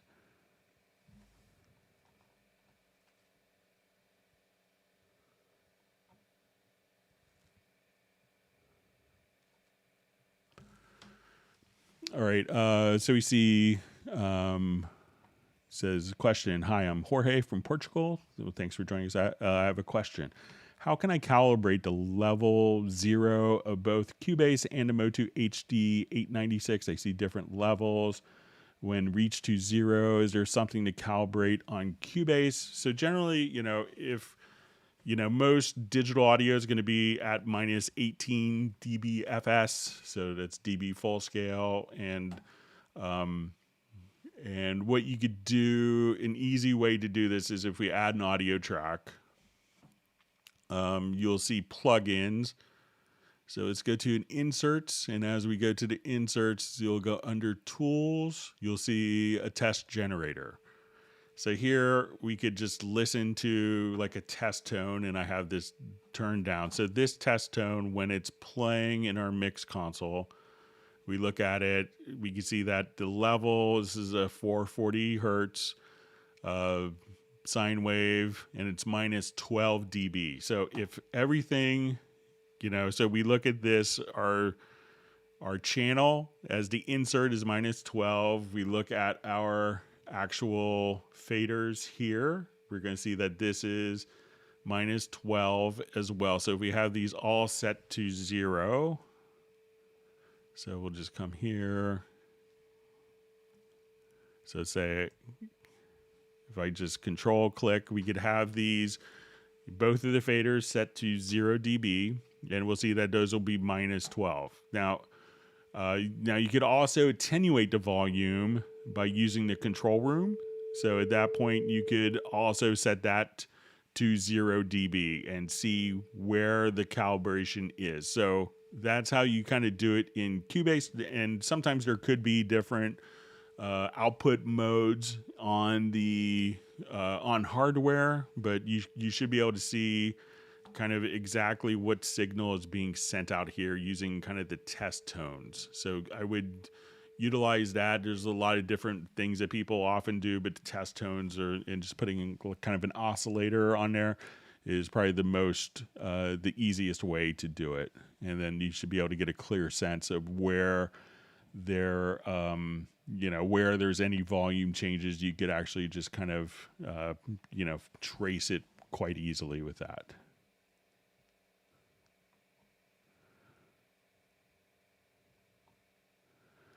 Okay, so just see from Mark Rabin, I'm not finding the 12.02 update in Download Manager. Is this where I find the update? So yeah, if you just get to the Cubase 12, let's just look at it here.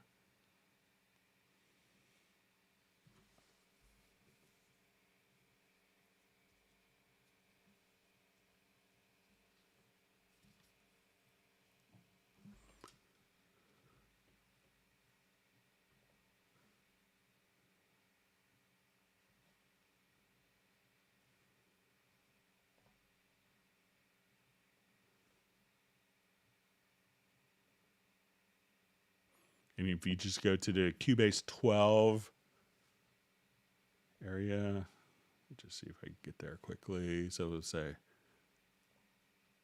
so we go to Cubase Pro 12, and then you'll see the Cubase Pro 1202. So that's where you could install the 1202 update.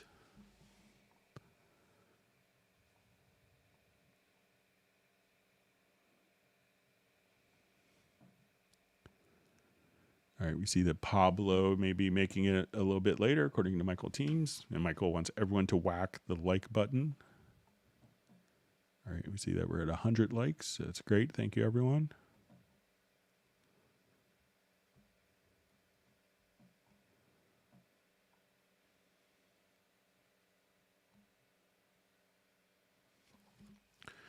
All right, so we see, is there an option in Cubase to flip the scroll direction of the mouse wheel, but not by the system? In Cubase, the wheel direction is flipped against all other programs. So there isn't a function in Cubase. It just kind of goes on the operating system, but I will kind of pass that along as a feature request again. So it seems like it should be easy, but I'm not a developer, so.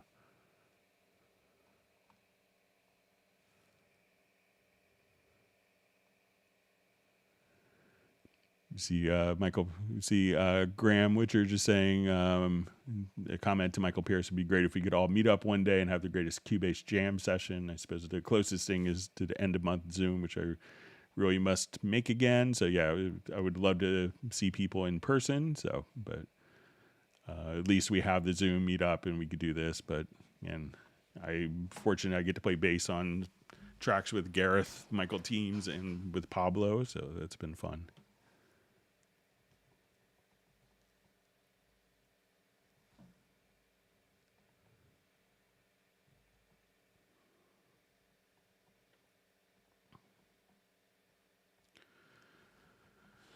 Okay, so we have a question from Michael Teams. In Groove Agent, can you change the voices inside the drum kits, such as I want a rim shot instead of a snare hit on a song I'm working on? So let me just jump to different project. And thanks again for all the wonderful questions from everyone.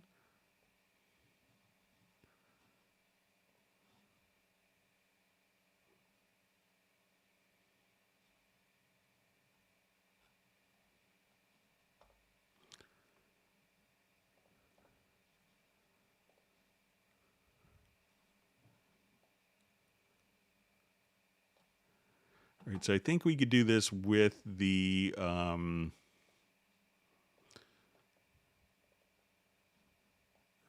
we could do it with the beat agent, but I think the acoustic agent may be fixed. But let's say if I come,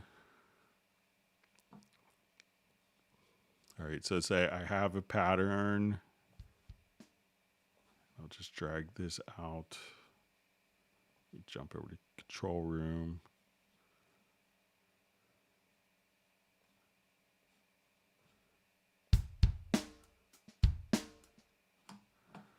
Okay, so let's say if we wanted to switch this.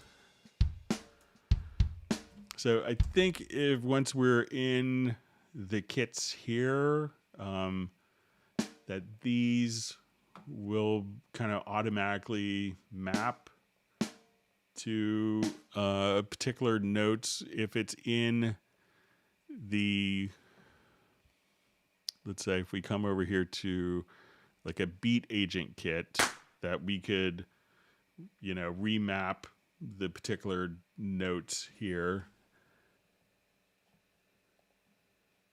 So let's say if I wanted this snare, just fix that painting. So let's say if I wanted this to switch to a different sound, that we could come here to the editing and then right click. So, and then we could set the trigger note, and let's see if we could do that. And so if we activate this trigger here,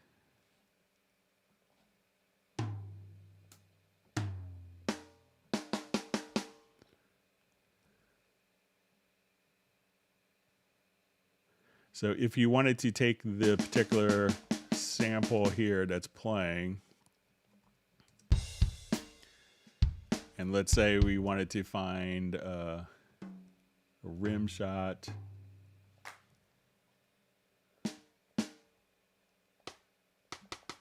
So let's say I wanted to do that. So instead of this being D1, let's set the trigger note here to D1. And let's set this trigger note to C#1. So now as we play,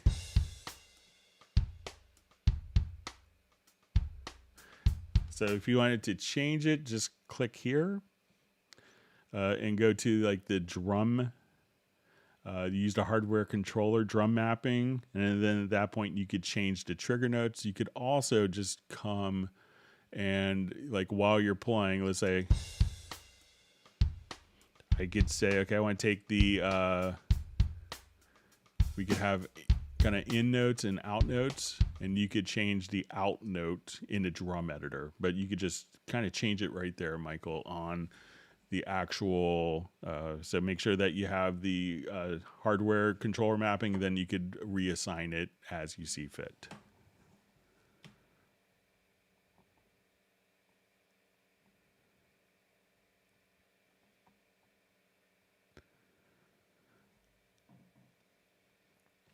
All right, so we see a question, how do I set up a toolbar with buttons that run macros? So, you know, there's a lot of people use something like a Stream Deck that can trigger macros. So all your macros will show up under like your macros page here, and then you could assign MIDI messages either in the MIDI remote or, you know, so if I wanted to come here and say, I want this particular function. So let's say if we double click here, I want this to trigger a macro. At this point, we could say, let's go under key commands.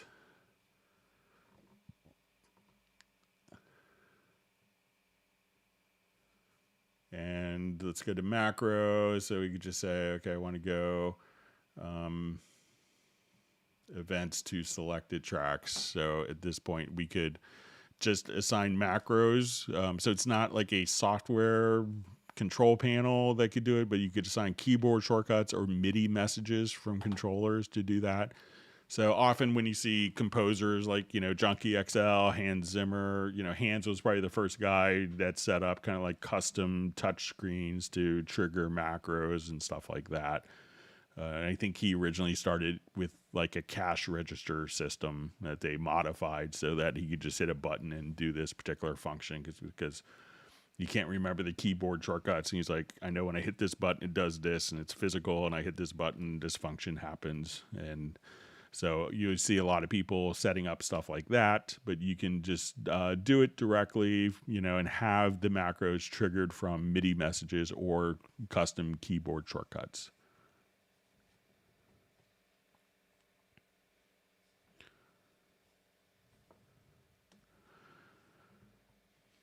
All right.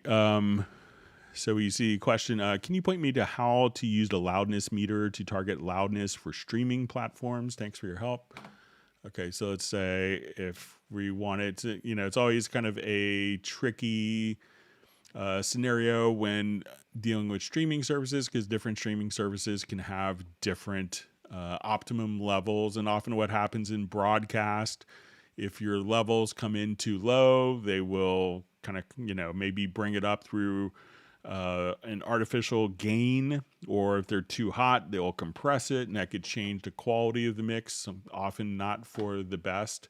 But when we come over, we could go to your control room and we could look at meters, and we have a loudness meter here. So I think Spotify is kind of at minus 14 lufs. So there's kind of a new loudness standard. So, but most broadcasting, I think in the United States, would be minus 23. So at this point, we could just choose our reference, integrated reference loudness, and we're going to set this to minus 14 lufs. So as we want to, and let me just adjust the control room here. So let's say we go to our meters.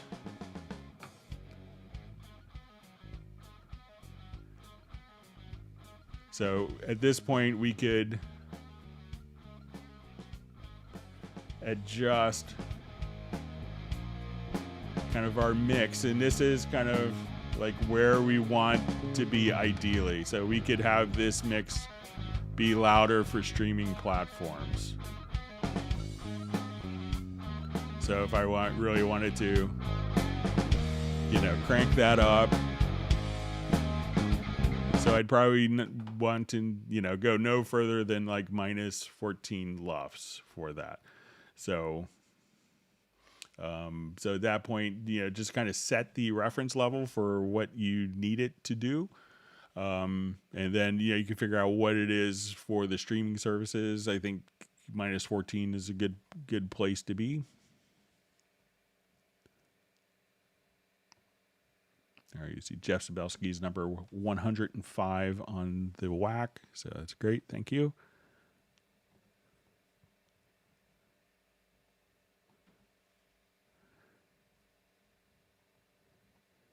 See, Michael Teams is indicating that he needs a hand slapper program, so every time he reaches to do something wrong, it slaps his hand away. So, sounds like some people's marriages, I know, but all right.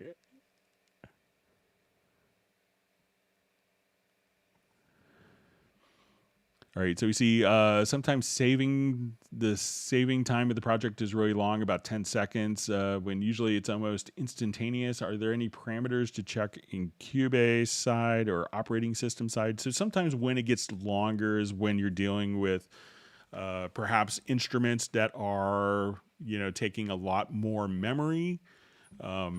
So that could often be the cause of longer save times. Could be like, sample based instruments.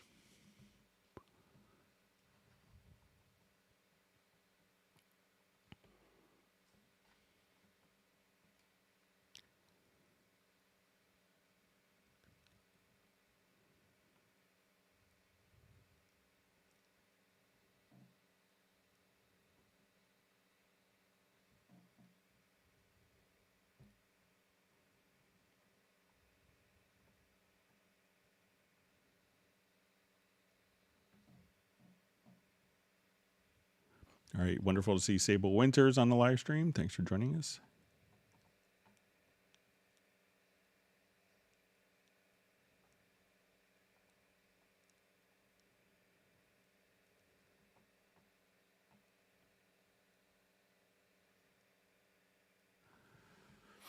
Okay, so we have a question. Hello, guys. I'm new to Cubase, and I have one stupid question. I love Cubase for mixing, but when I put track stems from other DAWs, they are not on the grid. What can I do? So when you say they're not on a grid, is it that like maybe if you right click that you have seconds and bars and beats? If they're not on a grid, so often if you just, so sometimes many people that just do audio mixing, bars and beats mean nothing to them. So they may just come over here and just switch the master time to seconds. And they're thinking kind of like analog tape. I have, 22 minutes on this reel of tape to work with. And they don't really think of it as bars and beats. But if you're doing like MIDI programming, then the bars and beats may make a difference.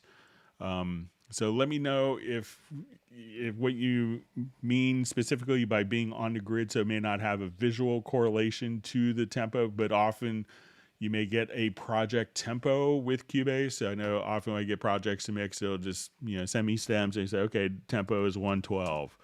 And then you just kind of type the tempo in, and then things can line up if your grid is set to bars and beats, and that obviously won't make a difference if it's set to seconds or time code.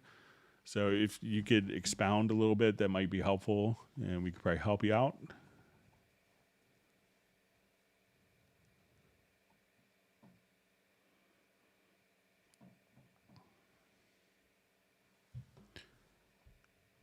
All right, see Michael Pierce has come up with his soup for the day. So it's borscht, peel beets, cube, boil, and filter broth. Boil potatoes, peel and cut. Same with eggs. Cut cucumber and scallions, add to broth. Sour cream, horseradish, and sugar, and mustard oiled, and dill. So that sounds like a good soup recipe. Thanks for sharing. I'm going to go through all the soup recipes and start making them. Sounds good.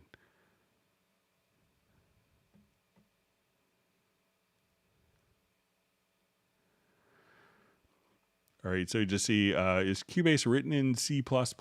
I'm not a developer, but I believe it is, but I'm probably, I'm not a very good person to ask, but I believe it's C++. I think it was years ago, and I haven't heard anything indicating that it's not, but I'm not a developer. Not that smart.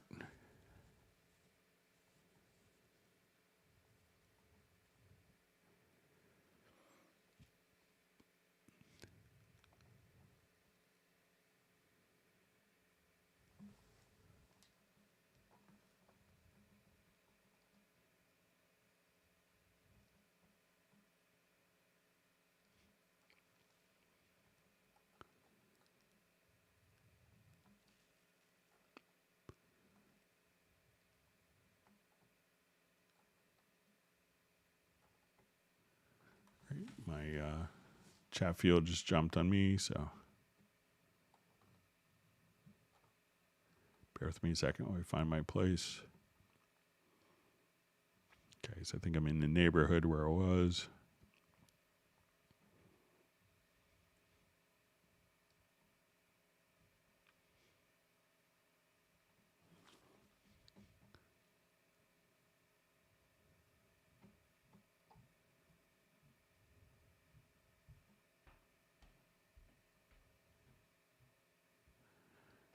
All right, so we see Neil Conway just thanking people so much. He's been able to reduce his opiate usage by 70% after a tumor 6 years ago, and it shows the highlight of his day sometimes. Well, I'm so glad you're doing well, and continued luck with your improvements for your health. Thanks for sharing your story.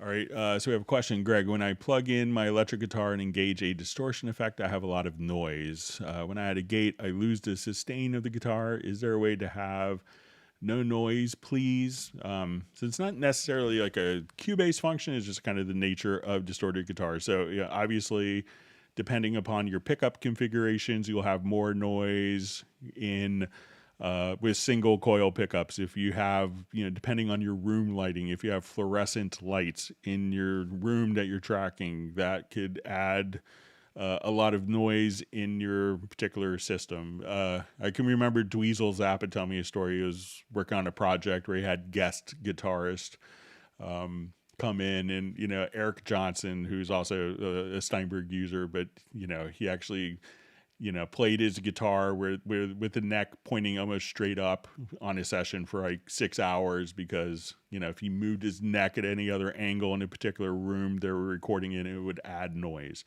So sometimes you use the noise for your purposes, and when sometimes if you have a tube amp, you just have to crank it to get that sustain. So it could be that as you're recording, maybe you put be very conscious of your environment. If you have single coil pickups, if you have humbucker pickups, they could be less noisy, but obviously a different tone between those two pickup systems.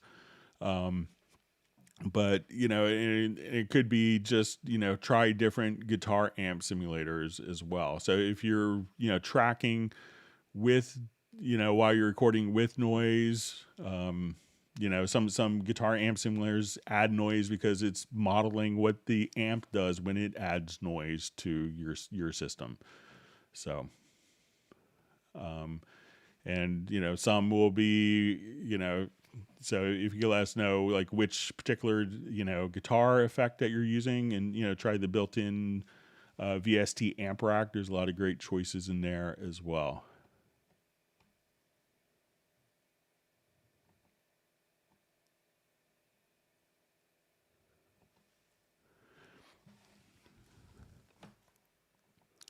All right, so we see, hi Greg, could you explain what the chase events and chase controller settings and the MIDI preference options? All right, so let's take a look at them.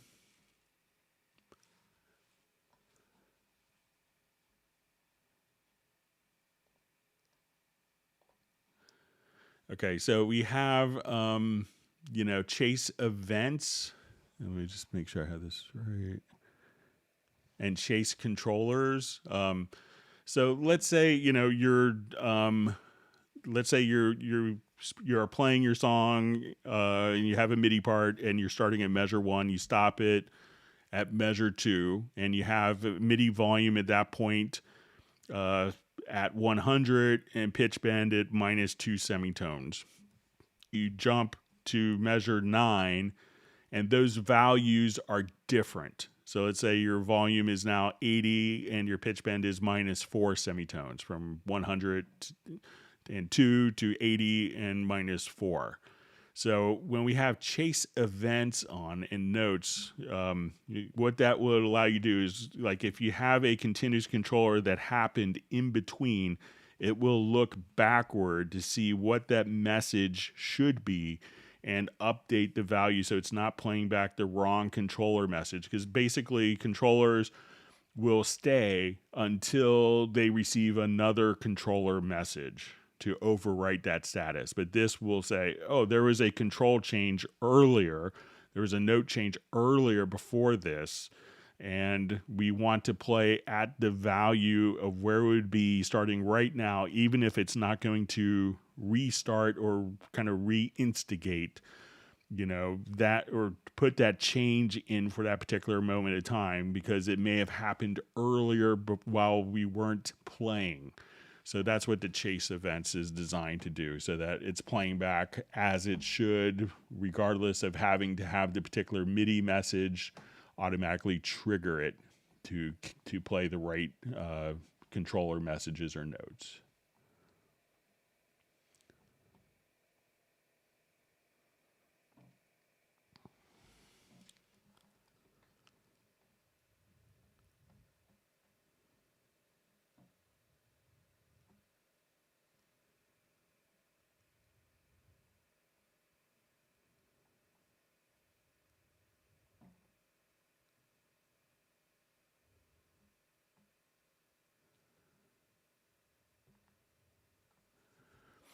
All right, so we just see just a message saying I still can't find Prologue in my Mac. So if you're running on an M1 processor, that's one of the main reasons why some of the instruments from Cubase 11 were discontinued, is because the developers that we worked with on those are not going to update them for M1 native capabilities.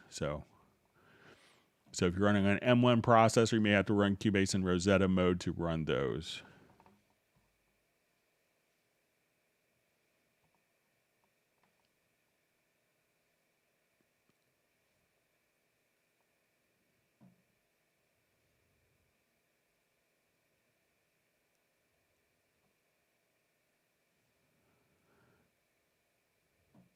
All right, so we see Neil Conway just asking what Hot Mess is. So it's a little kind of, I guess it's a virtual group, but it's Michael Teams in Dallas, and we have Gareth in Bilbao, Spain, who does guitar and vocals. Michael does guitar and vocals, and I think some keys, and Gareth may do some keys as well. With Pablo, who's often on the live streams, it plays drums, and I play bass on it.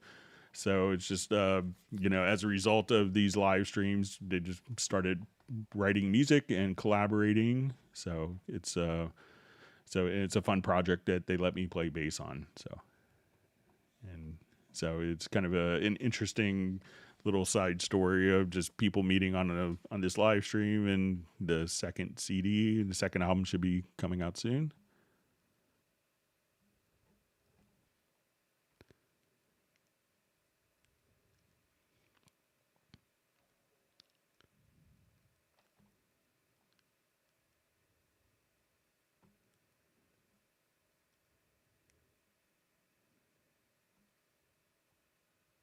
You see that Stella heard her name called out in the live stream and perked up. So you'll have to share a picture on the next Zoom meetup. So.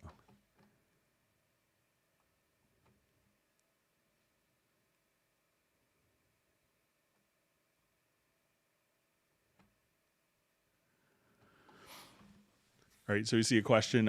Even though the arranger chains need to be flattened before bouncing, have you found the arranger track to be a flexible way to work? So if you're not familiar with the arranger track, just for those people, it's kind of could be an underutilized feature. Yeah, it is very useful, and I have a lot of clients that need to deliver multiple versions of the same song. So maybe it's a 2-minute ad, a 5-minute ad, a 60-second, 30-second, 15, 5 seconds. And they have to kind of take the same music and compose music for a film or for TV projects, or just doing different versions. So what the arranger track allows you to do is to define different sections of a song. So you can say, this is the guitar solo, and we like this little part within the guitar solo. And instead of having to play back the project like from left to right in a strictly linear fashion, we could define these different songs and we could create different play orders, and we could drag these up to automatically have different play orders. So if I wanted to start my project, and instead of having it actually play, what we could do now is we could activate the play order. So as we play, all it was to kiss my face, the world was like a brand new place, felt my fears all fly away. Don't it make you So this way we could just kind of change the order without having to copy all the parts constantly.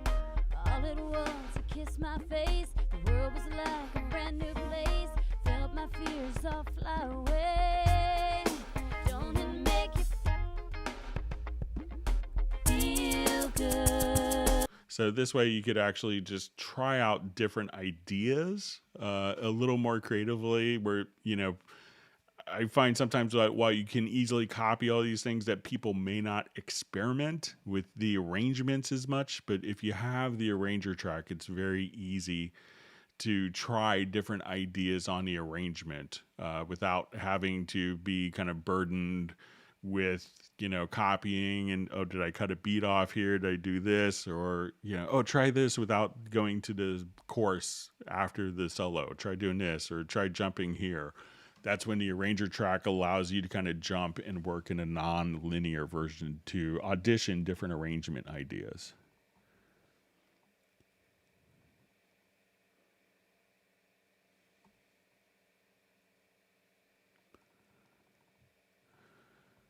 All right, so we see it's probably with the score editor, where's the computer keyboard input button on my toolbar? I pressed the gear icon and could not find it there. All right, so let's say, if I wanted to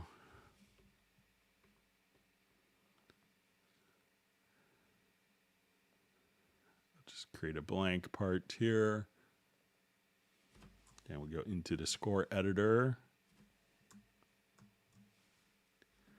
So when you look just right here, computer keyboard input, and if you don't see it there, might want to just click on the little settings cogwheel.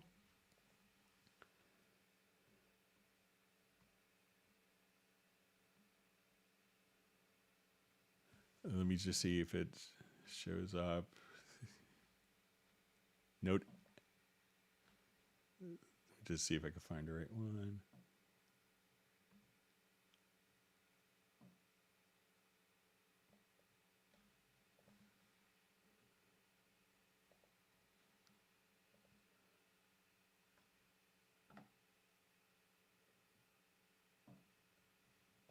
But it should be just kind of right, just right there. So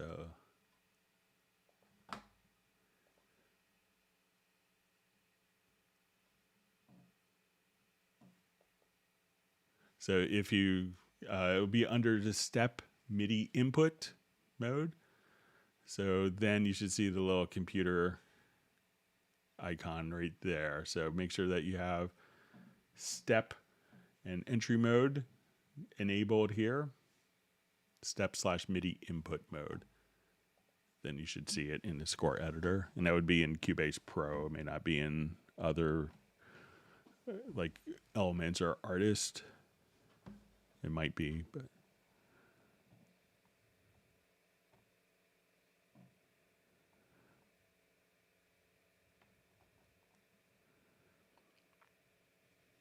you see just a comment from John Carver. Thank you for answering Ernesto's question. You nailed it. Thank you. So glad.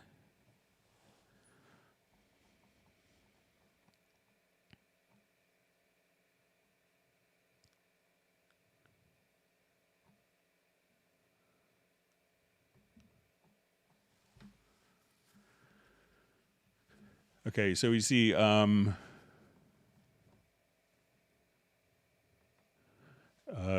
question, how to reduce the vocals volume from a channel to bus channel. Okay, so let's say if I have this vocal, all right, so if I wanted to, let's say I add a bus here. So I'm going to add a group channel. Okay, so, and if I wanted to send this vocal to the group, so let's say right now, so a lot of times what happens, you could send it, the vocal to like the stereo output. So let's say now I want to send it to the group. So if I wanted to send it to the group now, if we just have it going to the stereo out, we could go to the sends. And then if you needed to do different levels, we could say, okay, I wanted this to go to group 02. And then what I need to do is I'm going to turn this on. And then you could reduce the level just by adjusting the send. So if we look at our levels here, let's get to the mix console.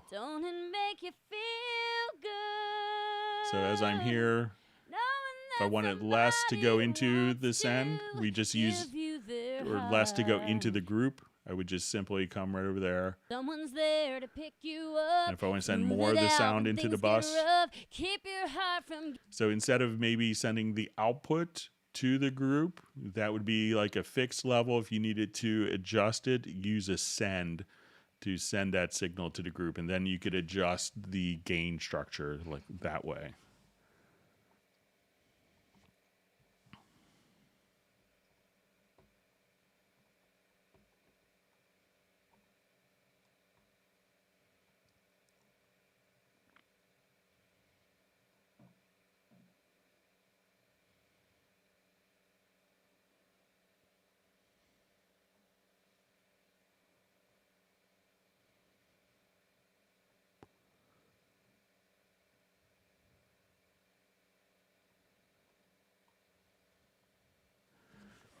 So we see, so Michael Teams, I just want to let you know, I did finish up the Magini's mirror bass. I sent that to Pablo, so I think I have to do fake, and I'll try to get that done this week, but it should be all done.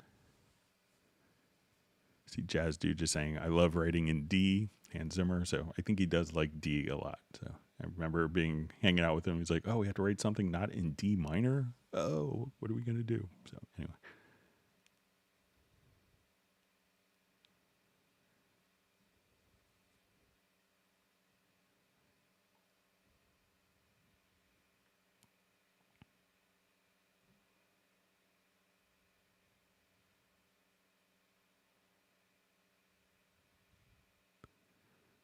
Okay.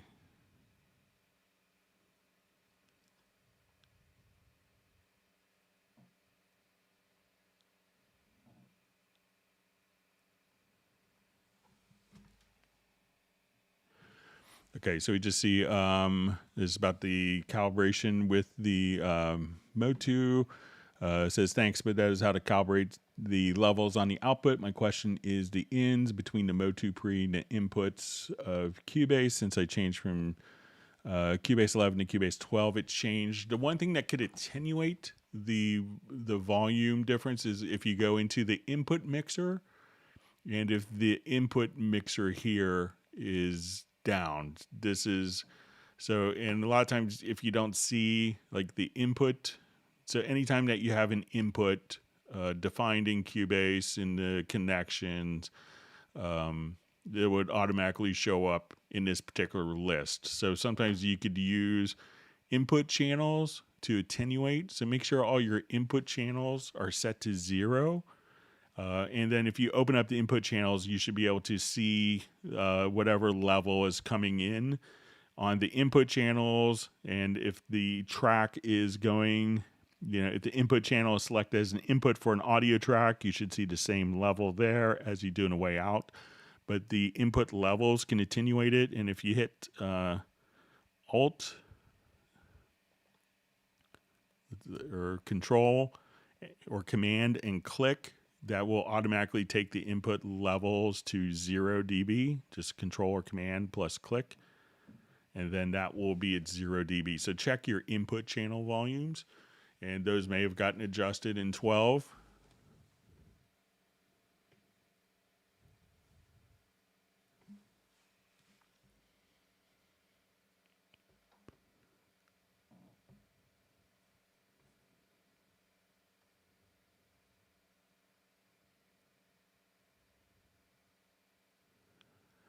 All right, so I have a question from Razel. Hi, Greg. Is there a way to ramp up or down the tempo? All right, so when we have a tempo track here, and one of the things that you'll see, you may have to kind of, if you extend this out, so you may see this little window here that's kind of hidden from view. So at this point, you could have it do step or ramp. So when it's in step mode and I go to enter in a new value, it immediately goes, like from that point, steps up to the new value. But if we choose ramp and I put in like a lower value and says stepping, it will automatically just gradually ramp down like so. So at that point, you could just have that automatically ramp down and ramp up. So just switch between step and ramp mode right there.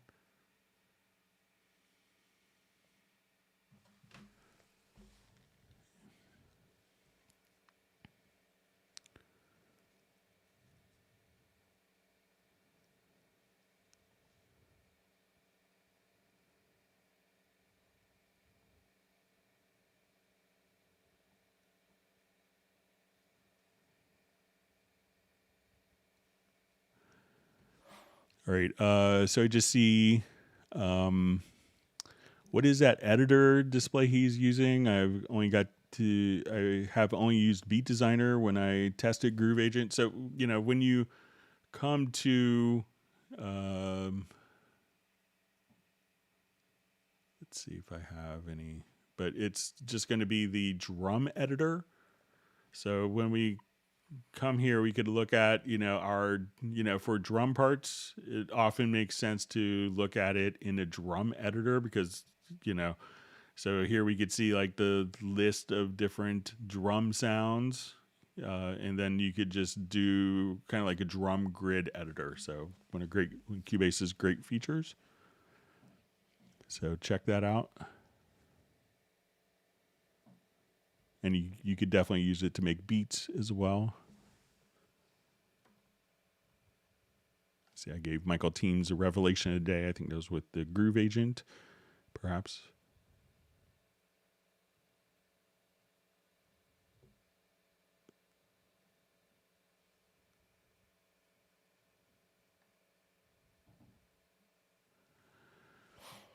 All right, so we just see how many terabytes of RAM does Greg's computer have, not crashing with all that stuff. So I'm using just an i9 MacBook Pro with, and it's almost 2.5 years old now, with 32 gigs of RAM. So my lease is coming up, so I'm getting a 64 gig M1 sometime maybe September-ish or so.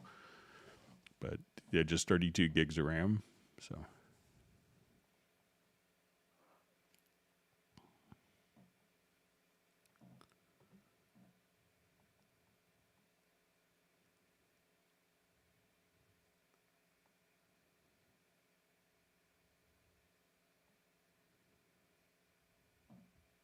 See, Michael Pierce is also indicating that the BBC is all 23 LUFS. So, all All right, and 332 are at 124 likes. Thank you, everyone.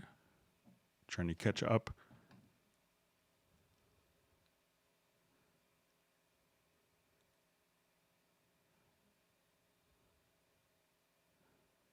All right, so it looks like Best Korean Jesus has made a live stream. Thanks for joining us.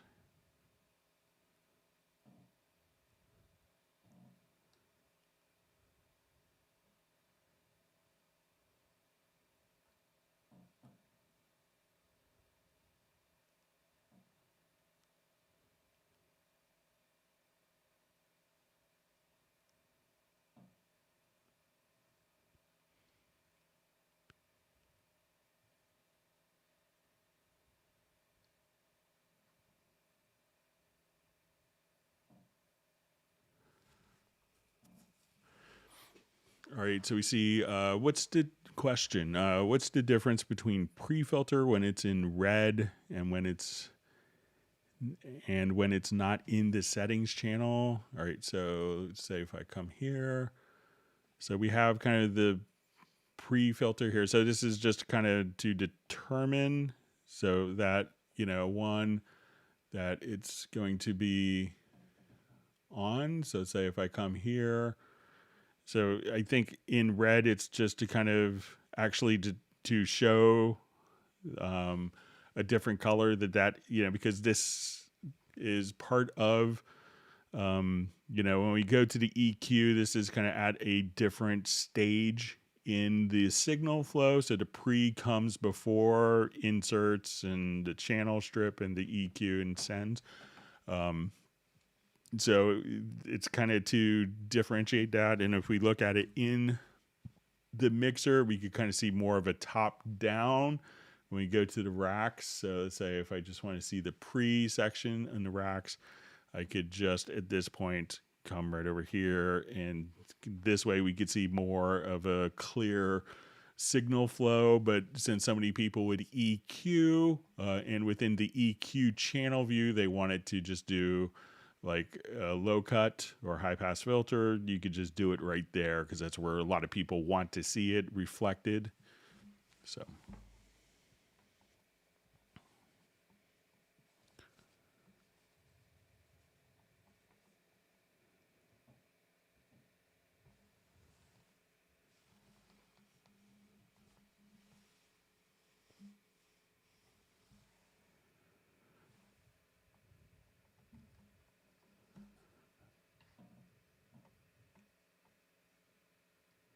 All right, so just going through questions. Thanks for all the great questions.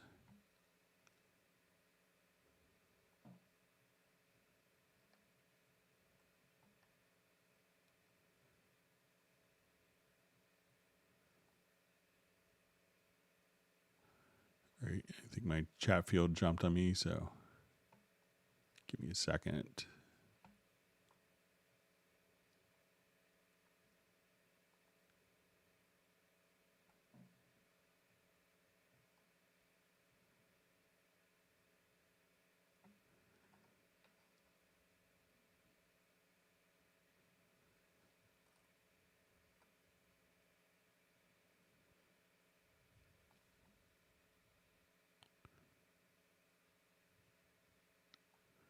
All right, reading through comments.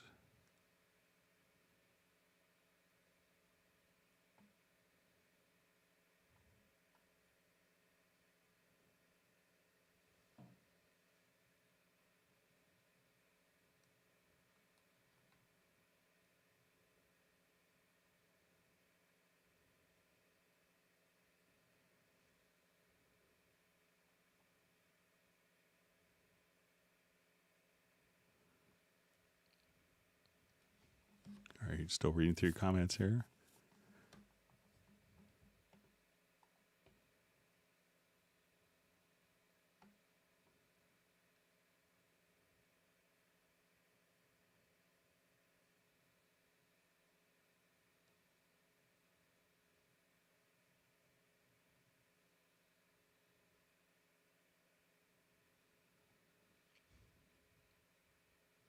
We see Sleeping Awake 69 just saying that the pickups of out of phase and parallel seem to have the least noise. So, yeah.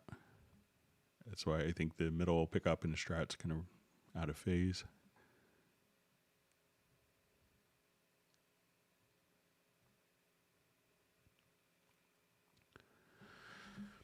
Okay, so we have a question. Is there a way to hide and unhide the panel which shows the recording time, format, pan law, etc.?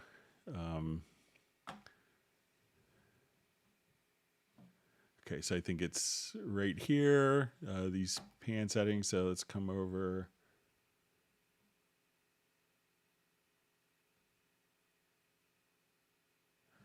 So if you wanted to, let's come over here. I think it might be the status line.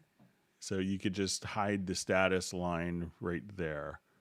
So if we go to the setup window, so we have the status line where we see our audio inputs, outputs, and then we could just turn the status line on or off right there. So let me know if that's what you wanted to see.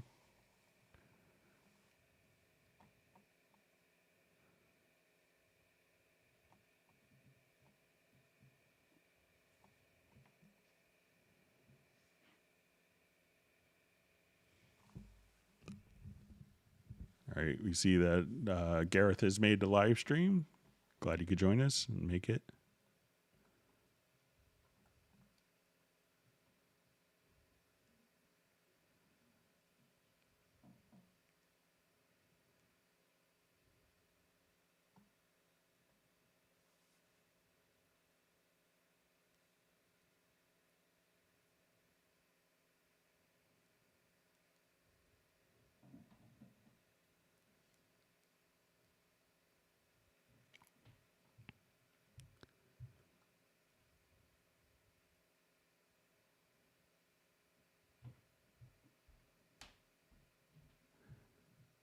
All right, reading through comments. All right, glad to Gareth got the bass line for Mangini or Mangini.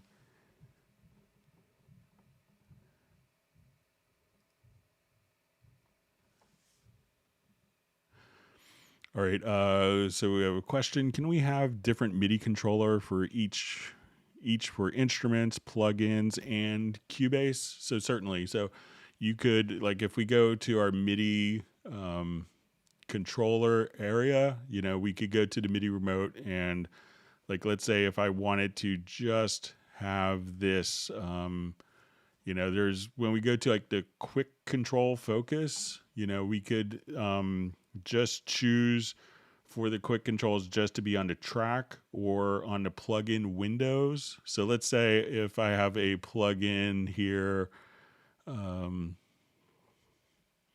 so let's say I go to Squasher or something.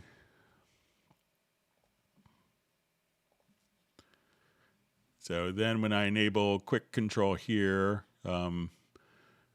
I could choose just to go to, you know, different things, you know, for different tracks. We could choose, so let's say if I wanted to go to this, you know, I could just, sorry about that. At this point, you could right click on parameters and just say we're going to pick up for remote control and go to kind of the mapping assistant. So let's say, okay, I wanted this knob here. And then I could apply the mapping and we could just have that locked for any MIDI remote control. So I could say this, I always want locked to the down compressor. So now when I come here, I apply the mapping and this knob will only work on like the down compressor setting. So you could just kind of take different functions and you could lock particular quick controls for channels, for particular plugins, for, you know, particular instruments. So it's very flexible, but check out like the quick control focus area, but you could take any knobs here and assign it, even if it's not quick controls, and that will always be fixed to a particular value, plugin, instrument, etc.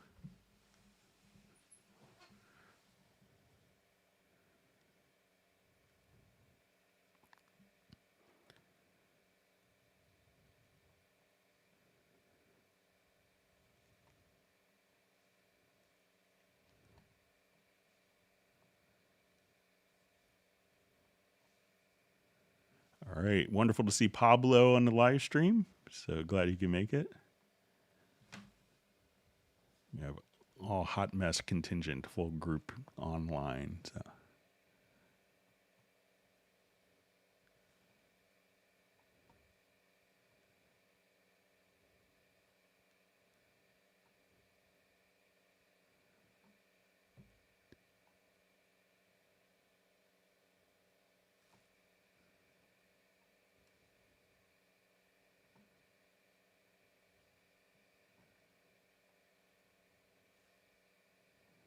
All right, still reading through comments. So thanks for all the great questions.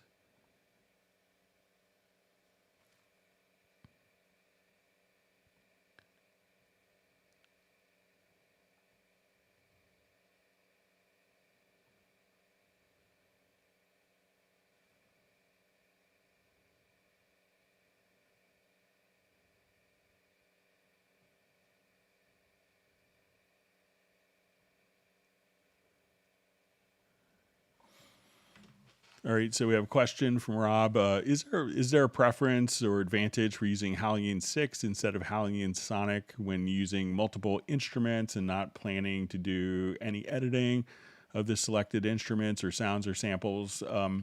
Basically, we can think of Halligan Sonic as a subset of Halligan. The one advantage is if you're using more than 16 sounds and you want it all in one instrument, you could have, 64 MIDI channels in Halligan, and Halligan Sonic SE is 16. But it sounds like they would not really be a big difference for you. So no difference in sound or anything like that. So.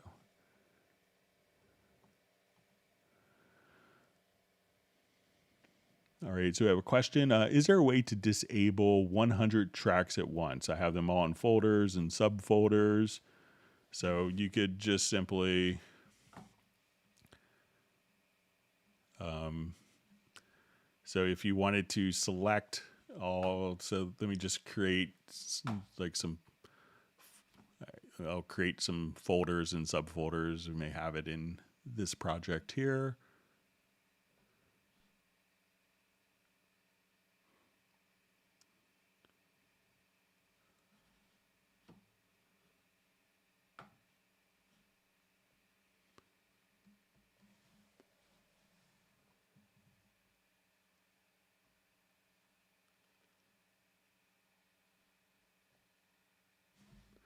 All right, so here I have like drums in folders. I have lots of folders. So if you want to, select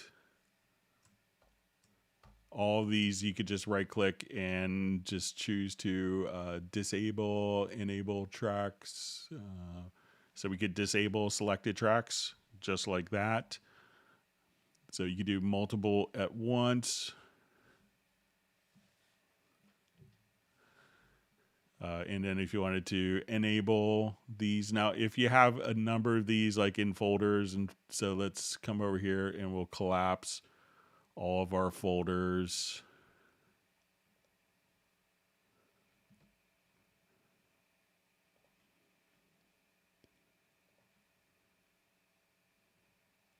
Okay, so let's say we have a number of folders.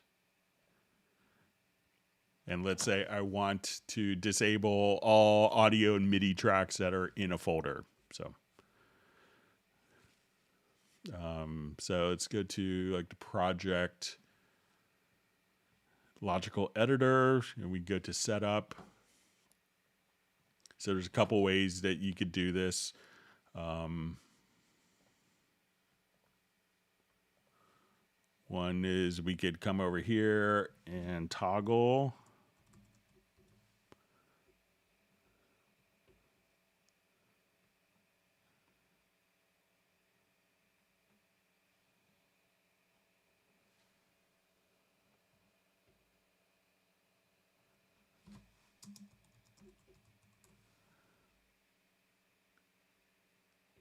Okay, so say we're going to, I think we go to folding.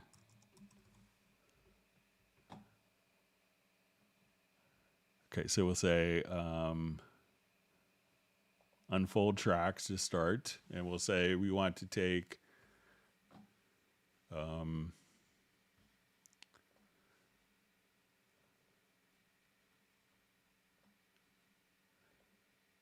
our container type is equal to, or we'll just say our media type is equal to audio, or media type is equal to MIDI. And then we'll just do, as a post process, enable, disable MIDI tracks. Okay, so these are all in folders for the most part. So now let's come over here, apply this.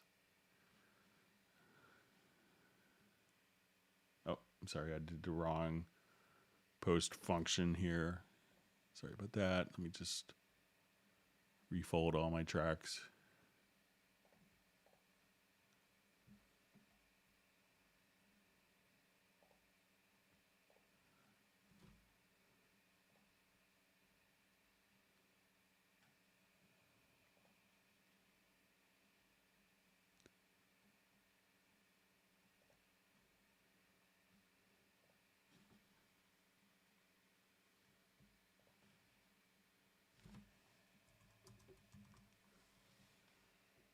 Okay, from audio enabled, disabled tracks. All right, so let's say I have this selected.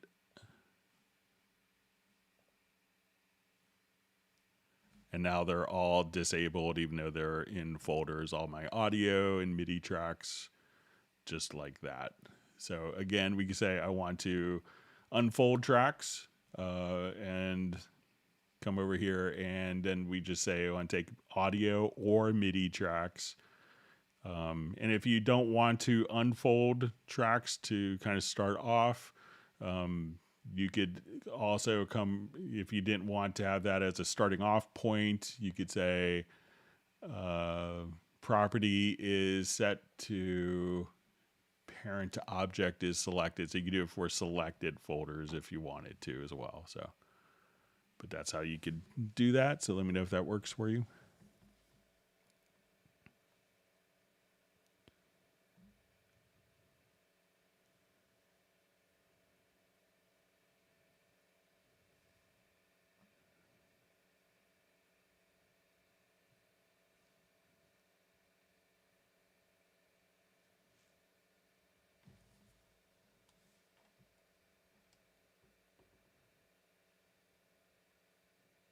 See people wanting hot mess merchandise. So.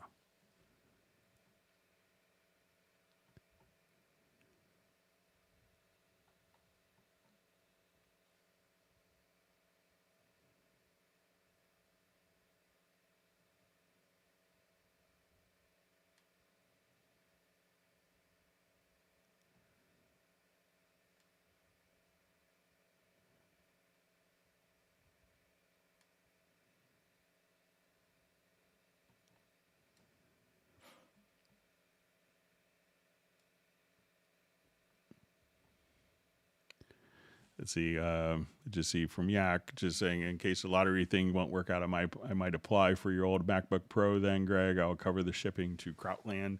So it's they always do, like for our work computers, it's always a company lease. So I'm sure it's probably sold through like a leasing agency. I'm not sure where they use it or where it goes after me. So.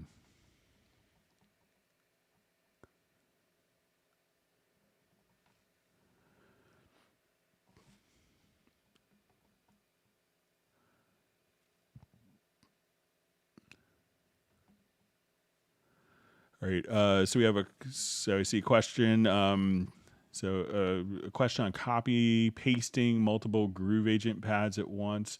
When I select multiple, it puts it on one. Any way to duplicate pages? All right. So let me just jump back to another project.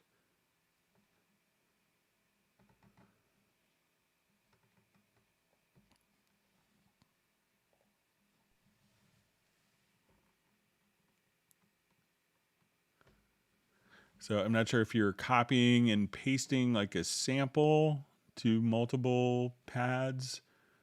So maybe if you could let me know, but let's I'll just go ahead and cut this agent.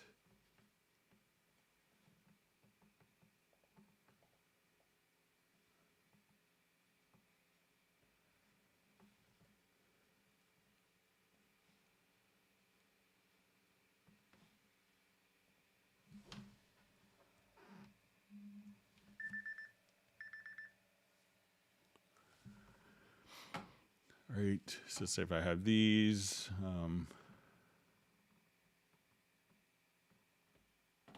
or if you're starting with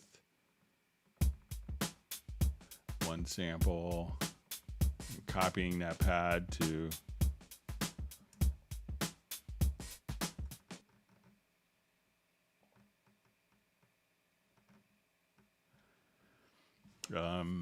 so I see the logic in having it only go to one, but I'm not sure if if the intention is to, if you wanted the same sample on multiple pads or if you wanted to slice it.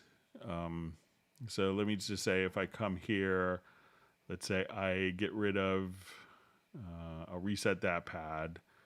But if I have it on one pad, a lot of times when I get this question, it's when people want to do slicing. So let's say if I go to the slice category here and we create slices, let's say, okay, I just wanted to go to my transient. Okay.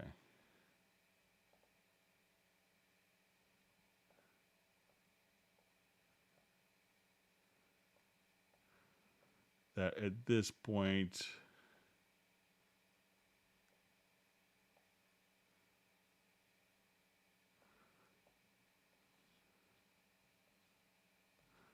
we could take, just do, and now each of the slices can automatically be mapped across different pads. But if you could let me know if there's a particular reason you need the same sample across multiple Groove Agent pads, if that's what you're trying to do, that'd be helpful for me to understand.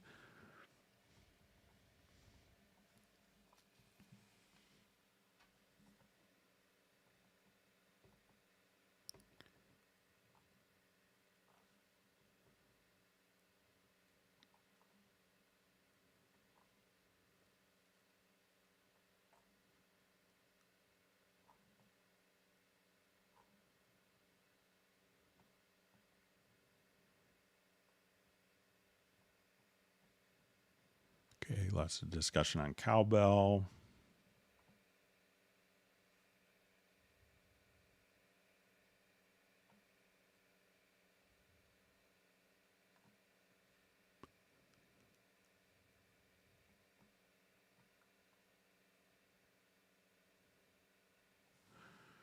All right, so a question from Benny. If I use, say, channels 5 and 6 to a queue, can I simultaneously use them for a second monitor output and choose between them? So I think once it's, I don't think so, but we'll give it a shot. There could be a preference that might do this. Let's say if I have this set to a monitor, let's say, okay, we have this going, and let's go to Q mix.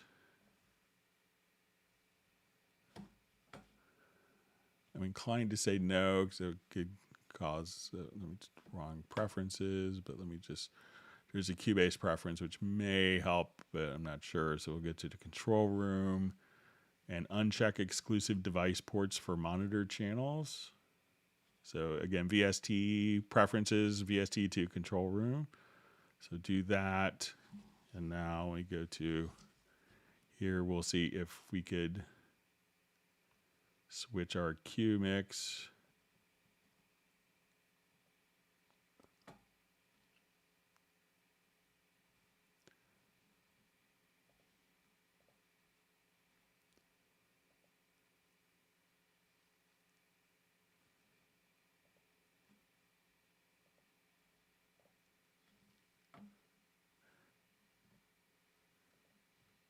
Yeah, so it doesn't look like you can. And I can see where that could be problematic. And just check the state of the preference again. So yeah, so it looks like you would need an additional output.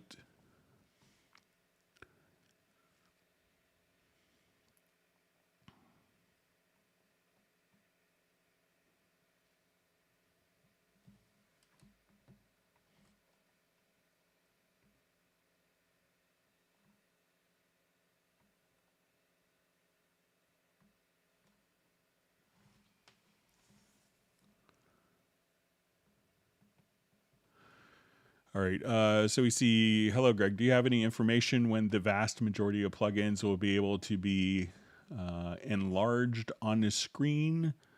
So it could be, so it could depend upon your high DPI settings if you're on Windows. But again, come over here.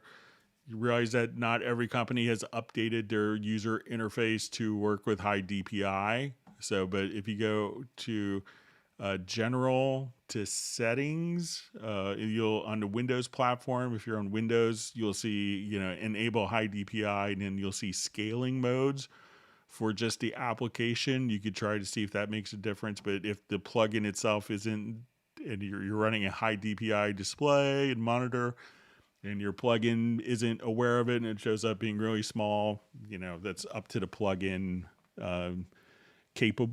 That's up to the plugins coding.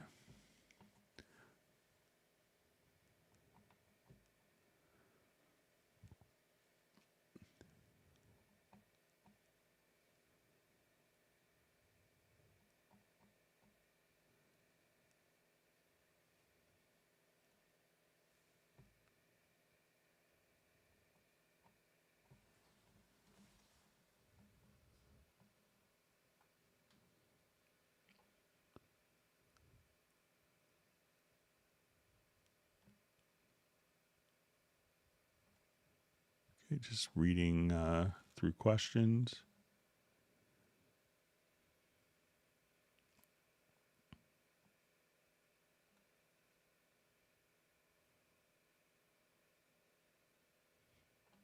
See, Agent K has made his appearance from. Glad to see you on.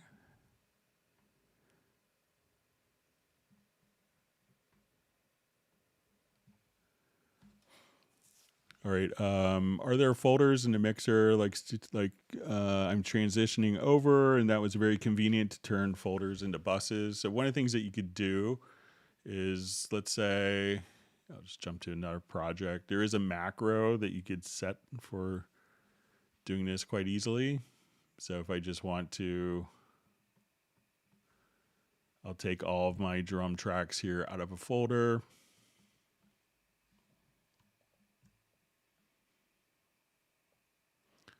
Okay, so if I go to my macro, and this is one of the standard macros, and your list will be shorter than all the ones I've made randomly on live streams here. But you could say,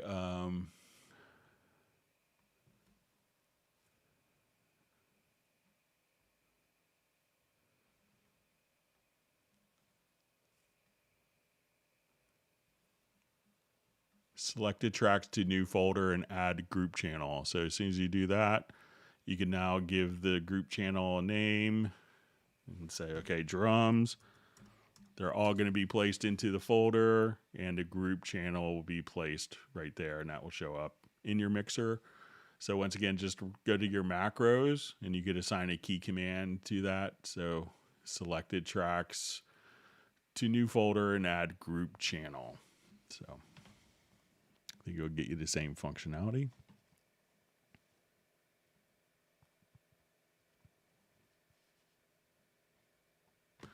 And another thing you could do, if you have the tracks in a folder already, is just simply take them here and add group channel to selected channels. So one mouse click.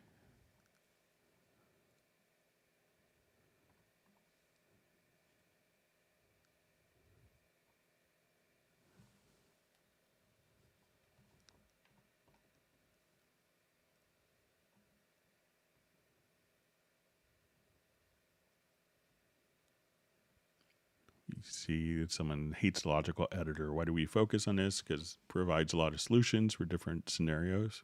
You don't have to use it.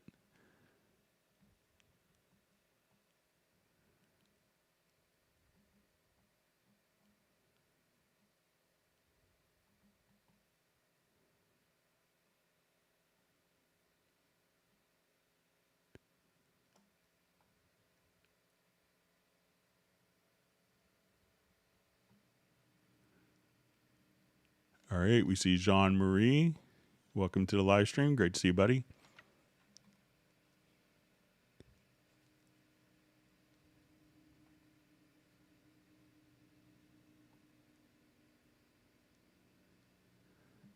See Yak Martin saying, I never used a logical editor either. It seems odd having something with logic in Cubase. Well, it's interesting that, Cubase had to feature well before Logic was, when it was called Notator. So.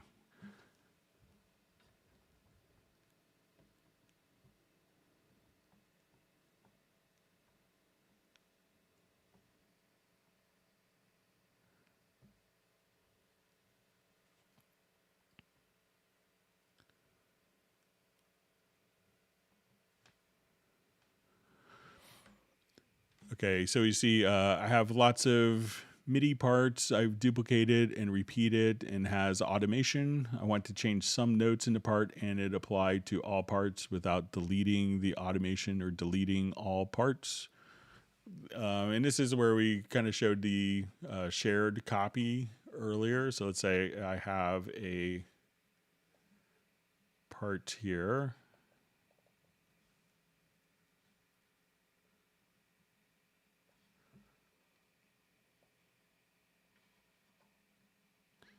All right, so I have this MIDI part here. So depending on how you copied it, so, again, if you hit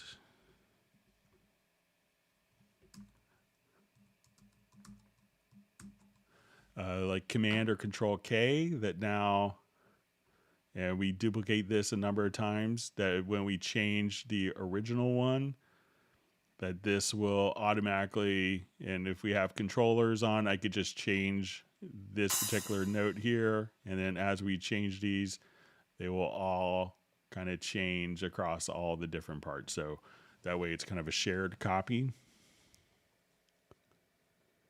And if you wanted to just do that, I think you hold down Alt Shift and drag across. Alt or Option plus Shift.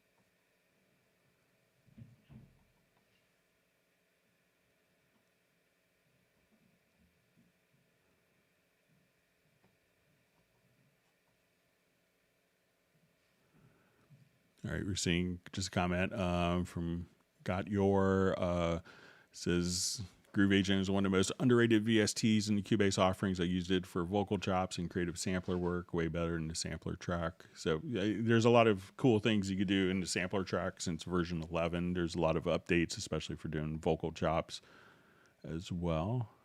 But Groove Agent is pretty amazing.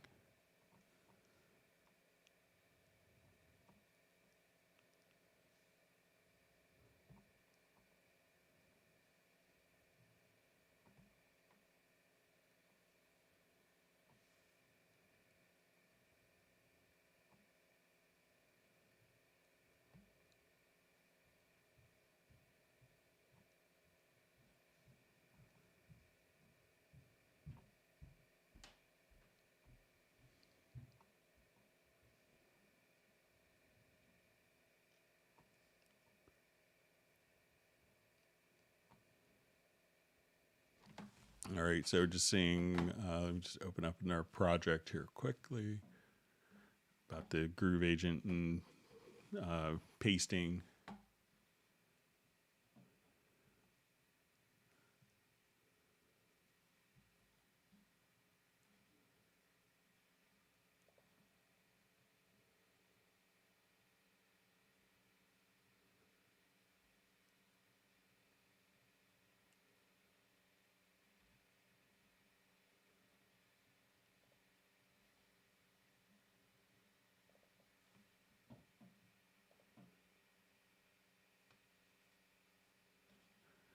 All right, so let me just...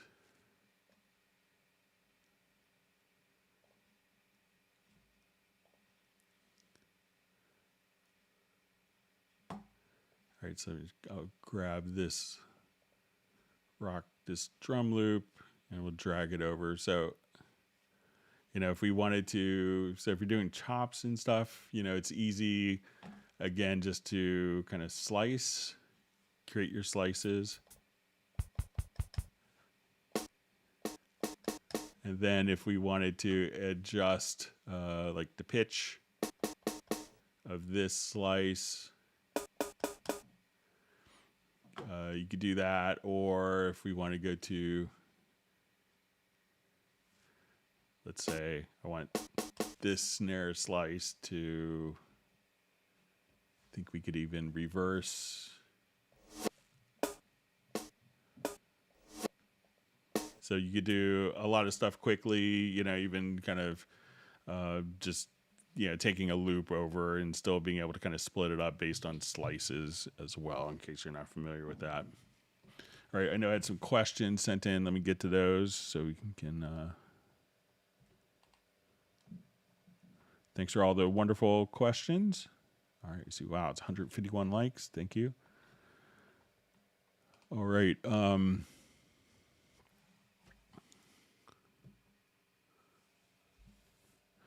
Okay, so we see I work with many MIDI regions and often want to quantize regions differently across different tracks and even on the same track. In other DAWs, I was used to being able to click on a MIDI region, see an inspector panel or some kind of display that the region base showing the current quantization settings. But in Cubase, once you change the setting in a floating quantize panel or the quantize grid, I don't see a way of removing the quantization and setting again to know what the Q had previously been set to. I discovered the MIDI quantize plugin can stay open in the MIDI insert panel, but if I set the Cubase preference to select a track when select a region, then the MIDI quantize plugin will stay visible as I select different MIDI regions, and the MIDI quantize plugin display changes per track to whatever is set per track. But then I need to set multiple MIDI tracks for the same instrument, each with a different quantize setting and a quantize plugin, and drag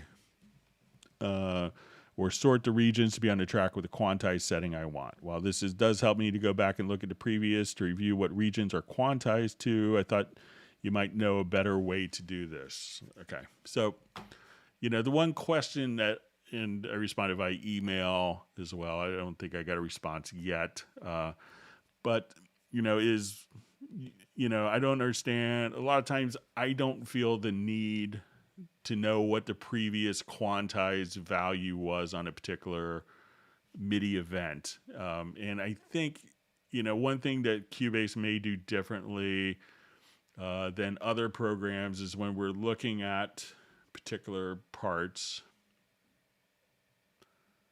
So let's say we'll look at our editor here, and let's say my quantized value is set to half notes. So I'm going to select all the notes here and quantize to half notes.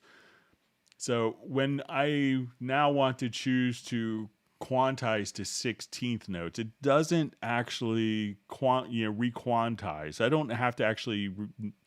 I've never found the need to know what the particular previous quantization value was, because if I say 16th notes, it's all now quantized to 16th notes. It doesn't re-quantize the half notes to 16th notes. It goes back to the original data and then quantizes that. So if I wanted to come here and say, okay, let's quantize this to whole notes, and I want this quantized to half note triplets, we could do that. But if I wanted to come back and take these notes and quantize them to 16ths and hit Q, that all of the notes are back to where they were. So I understand maybe it would work differently in other programs, but I'm not sure, since you're always quantizing the original data, if you actually have to know what the quantized value was. So maybe if you could explain that, and if you're not used to the new system, a different approach where you're always quantizing the original data as opposed to re-quantizing I can see if you're quantizing something and then all of a sudden it's, oh, I need it to, that was the wrong value, and you did it like the next day, but you could always quantize based upon the original data. So let me know if that makes sense. All right, so we have a question. I'm using Lemur to make generic touchscreen controller for Cubase 11 Pro. One of the main control sections I'm getting to is for quantizing drums. I can open the quantize panel, change beat selections, quantize the drums, crossfade by programming key commands into the touchscreen. However, the slicing is a problem. The only key control I can find to slice at the hit points is the quantize panel, and then set an offset value for the hit points, i.e. -5 for the slicing. But I can't figure out a way to program that into a key command. The offset only seems to work if I click on the actual slice button in quantize panel in the touchscreen with my mouse. Is there any other way around this? Is it possible to make a macro command that could program into my touchscreen controller? Adding this function to my controller would be great for my workflow. So let's take a look to see. I'm not sure if that's even available as a kind of a function. I'll make sure to include it in the list. So let's say if we come here, I'm going to just find some hit points.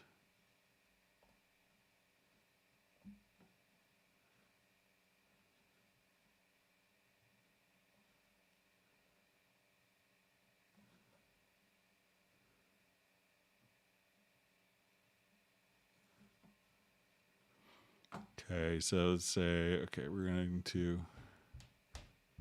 get to our snare. And let's say our hat.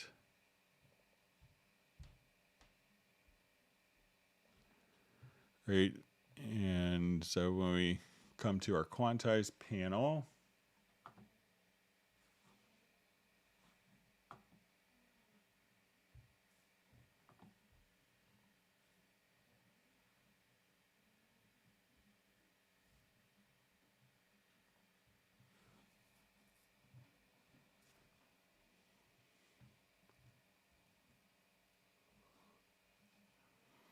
all right, so at this point, we will set our priority.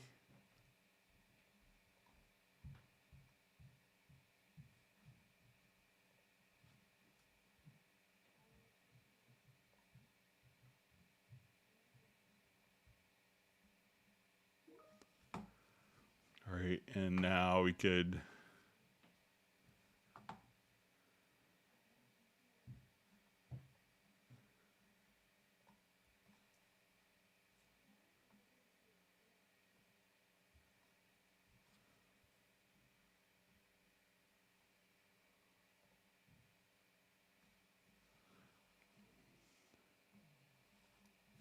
we'll just go back a couple steps here.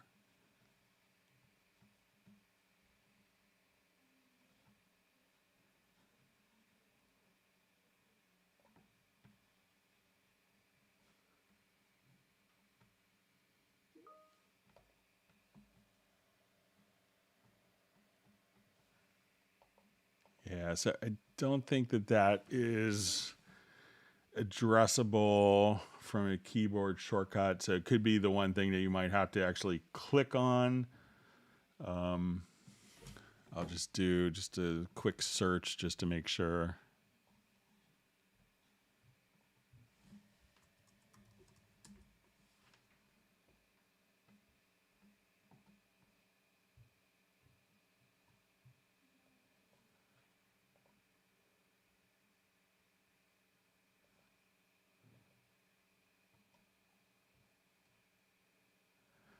Yeah, so I don't know of a way, but I'll make sure to pass that along as a function to be added for the external control. All right, so we had a question. Why does my main volume button default to -18? And should I keep it at 0? So I think, and I'm not sure if the main volume is set, but let's say if I come here to a new project, and we'll hit open. All right, so I have nothing kind of in my project. We'll go to the mix console. Everything is set to 0 dB. I'm going to add a number of audio tracks. 20 audio tracks. These are all set to 0 dB. So it seems like everything is functioning at 0 dB by default to me. But let me know if it's like this won't, the control room, that will be kind of set independently. And it's not necessarily tied into the project, but everything else seems like it's defaulting to 0 dB. All right, so we had a question on the MIDI remote control on dealing with feedback.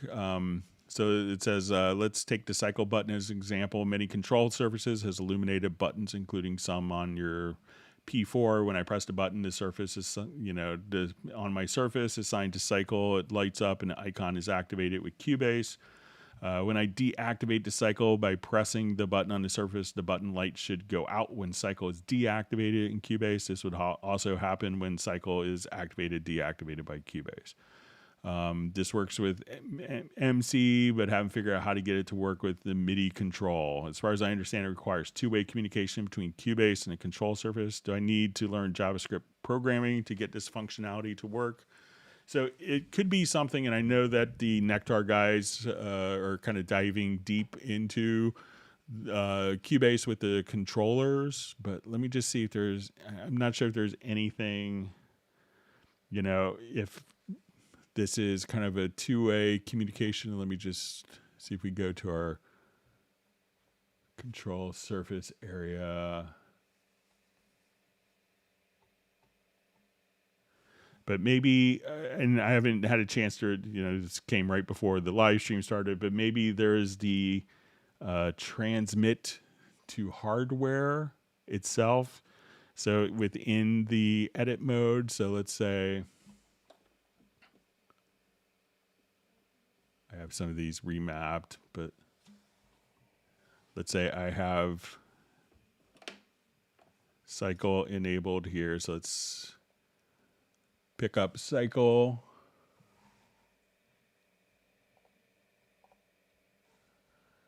And apply that mapping. So it seems like my cycle is on regardless. Like the button is illuminated currently regardless. So let me see if I don't have. So it could be something that Nectar may have to do, but check the within the Surface editor here if the transmit to hardware. Try adjusting that. All right, let me jump back to our live questions, see how we're doing on time. We got about 10 minutes or so. Thanks for all the great questions.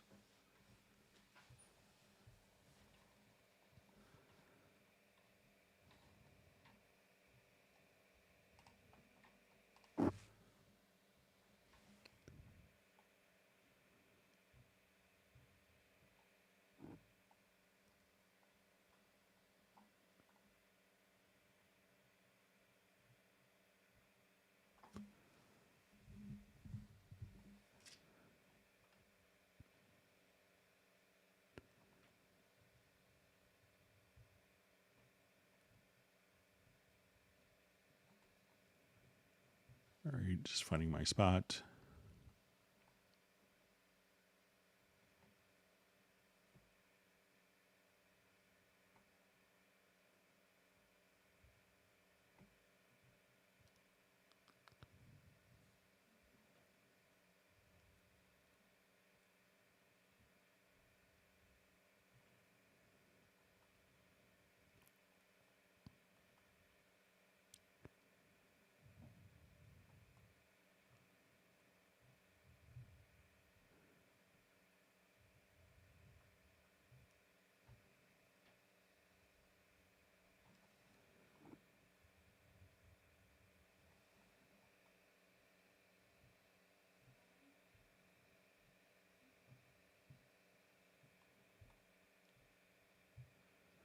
All right, just kind of reading through.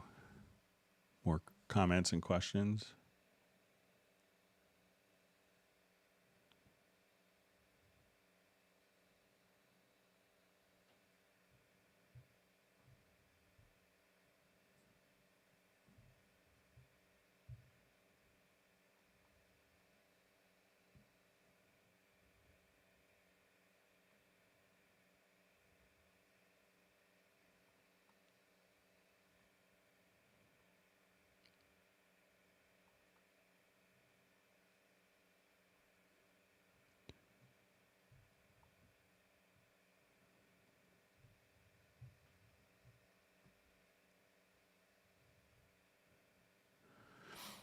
All right, so we had it says another question about drum map is how to set the default note length. Is it the same value as snap? So I think it's kind of independent, and I think I've looked for maybe a way to change it to a different value. And I'll take a quick stab at it again, but it seemed like it kind of defaulted to 16th notes by default. So let me just.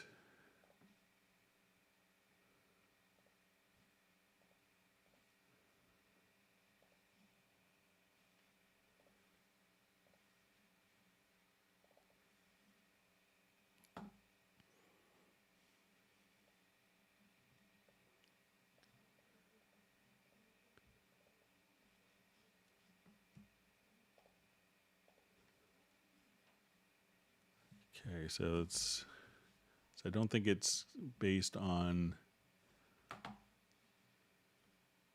the snap value, but we'll take a quick look.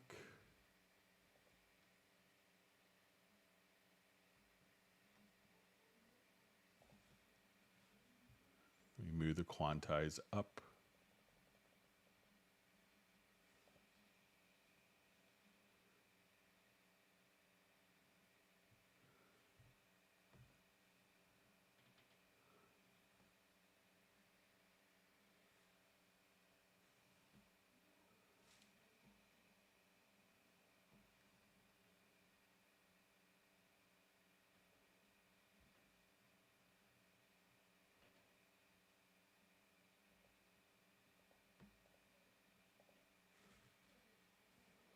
So let me see if I could.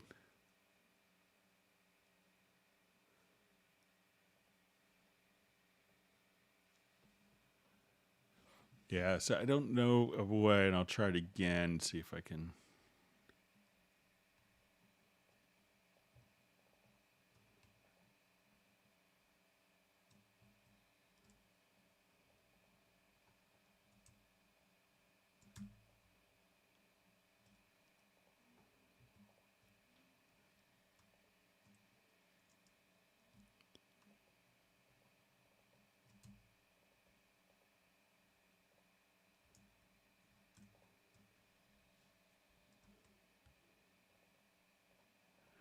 Yeah, so I don't know a way of the default setting changing it. I'll play around with it some more.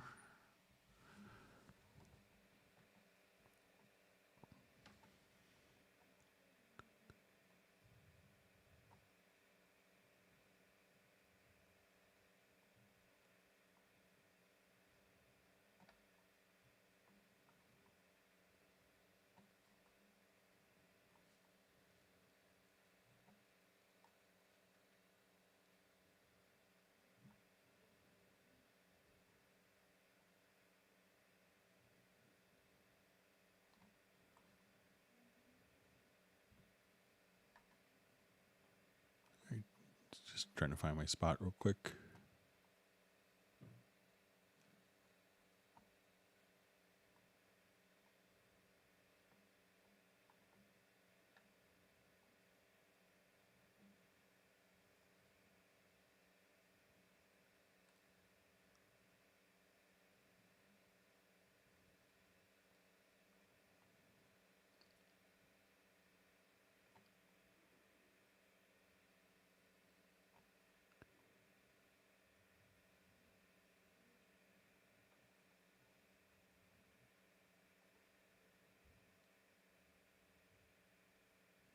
Okay, reading through comments.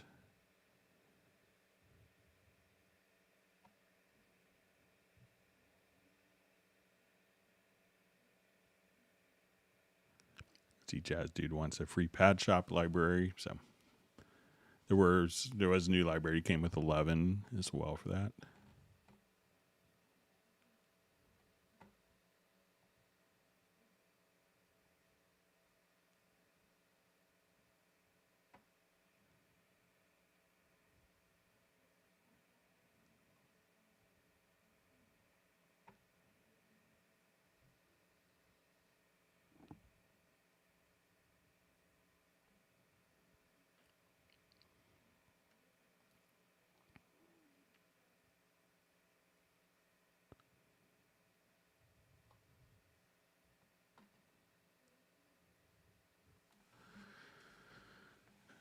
So we see, hello, is there any way to stop newly created tracks from showing up in a mix console that has specific tracks shown or hidden? So I think that behavior is still the same. So you'd have to kind of go in and manually hide it, which I know is kind of a bummer. And I know that the developers and product planning people are aware of the issue.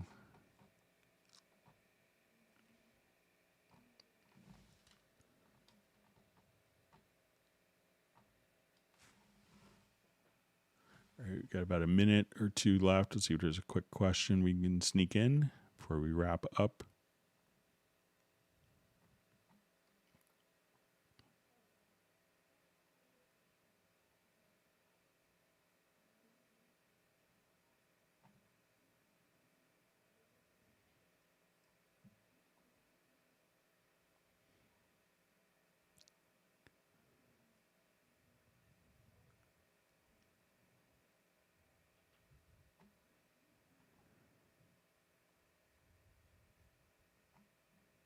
Okay, reading through more comments.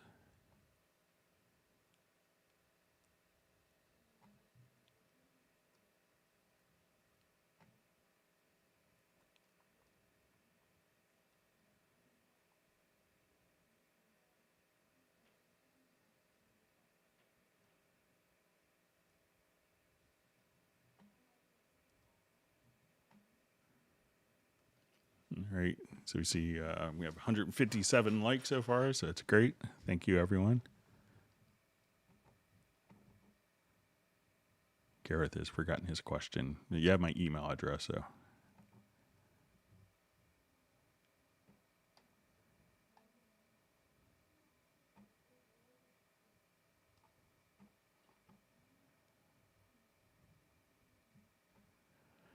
Okay, so I think I reached the end, so we'll go ahead and wrap up. I want to thank everyone for the wonderful questions.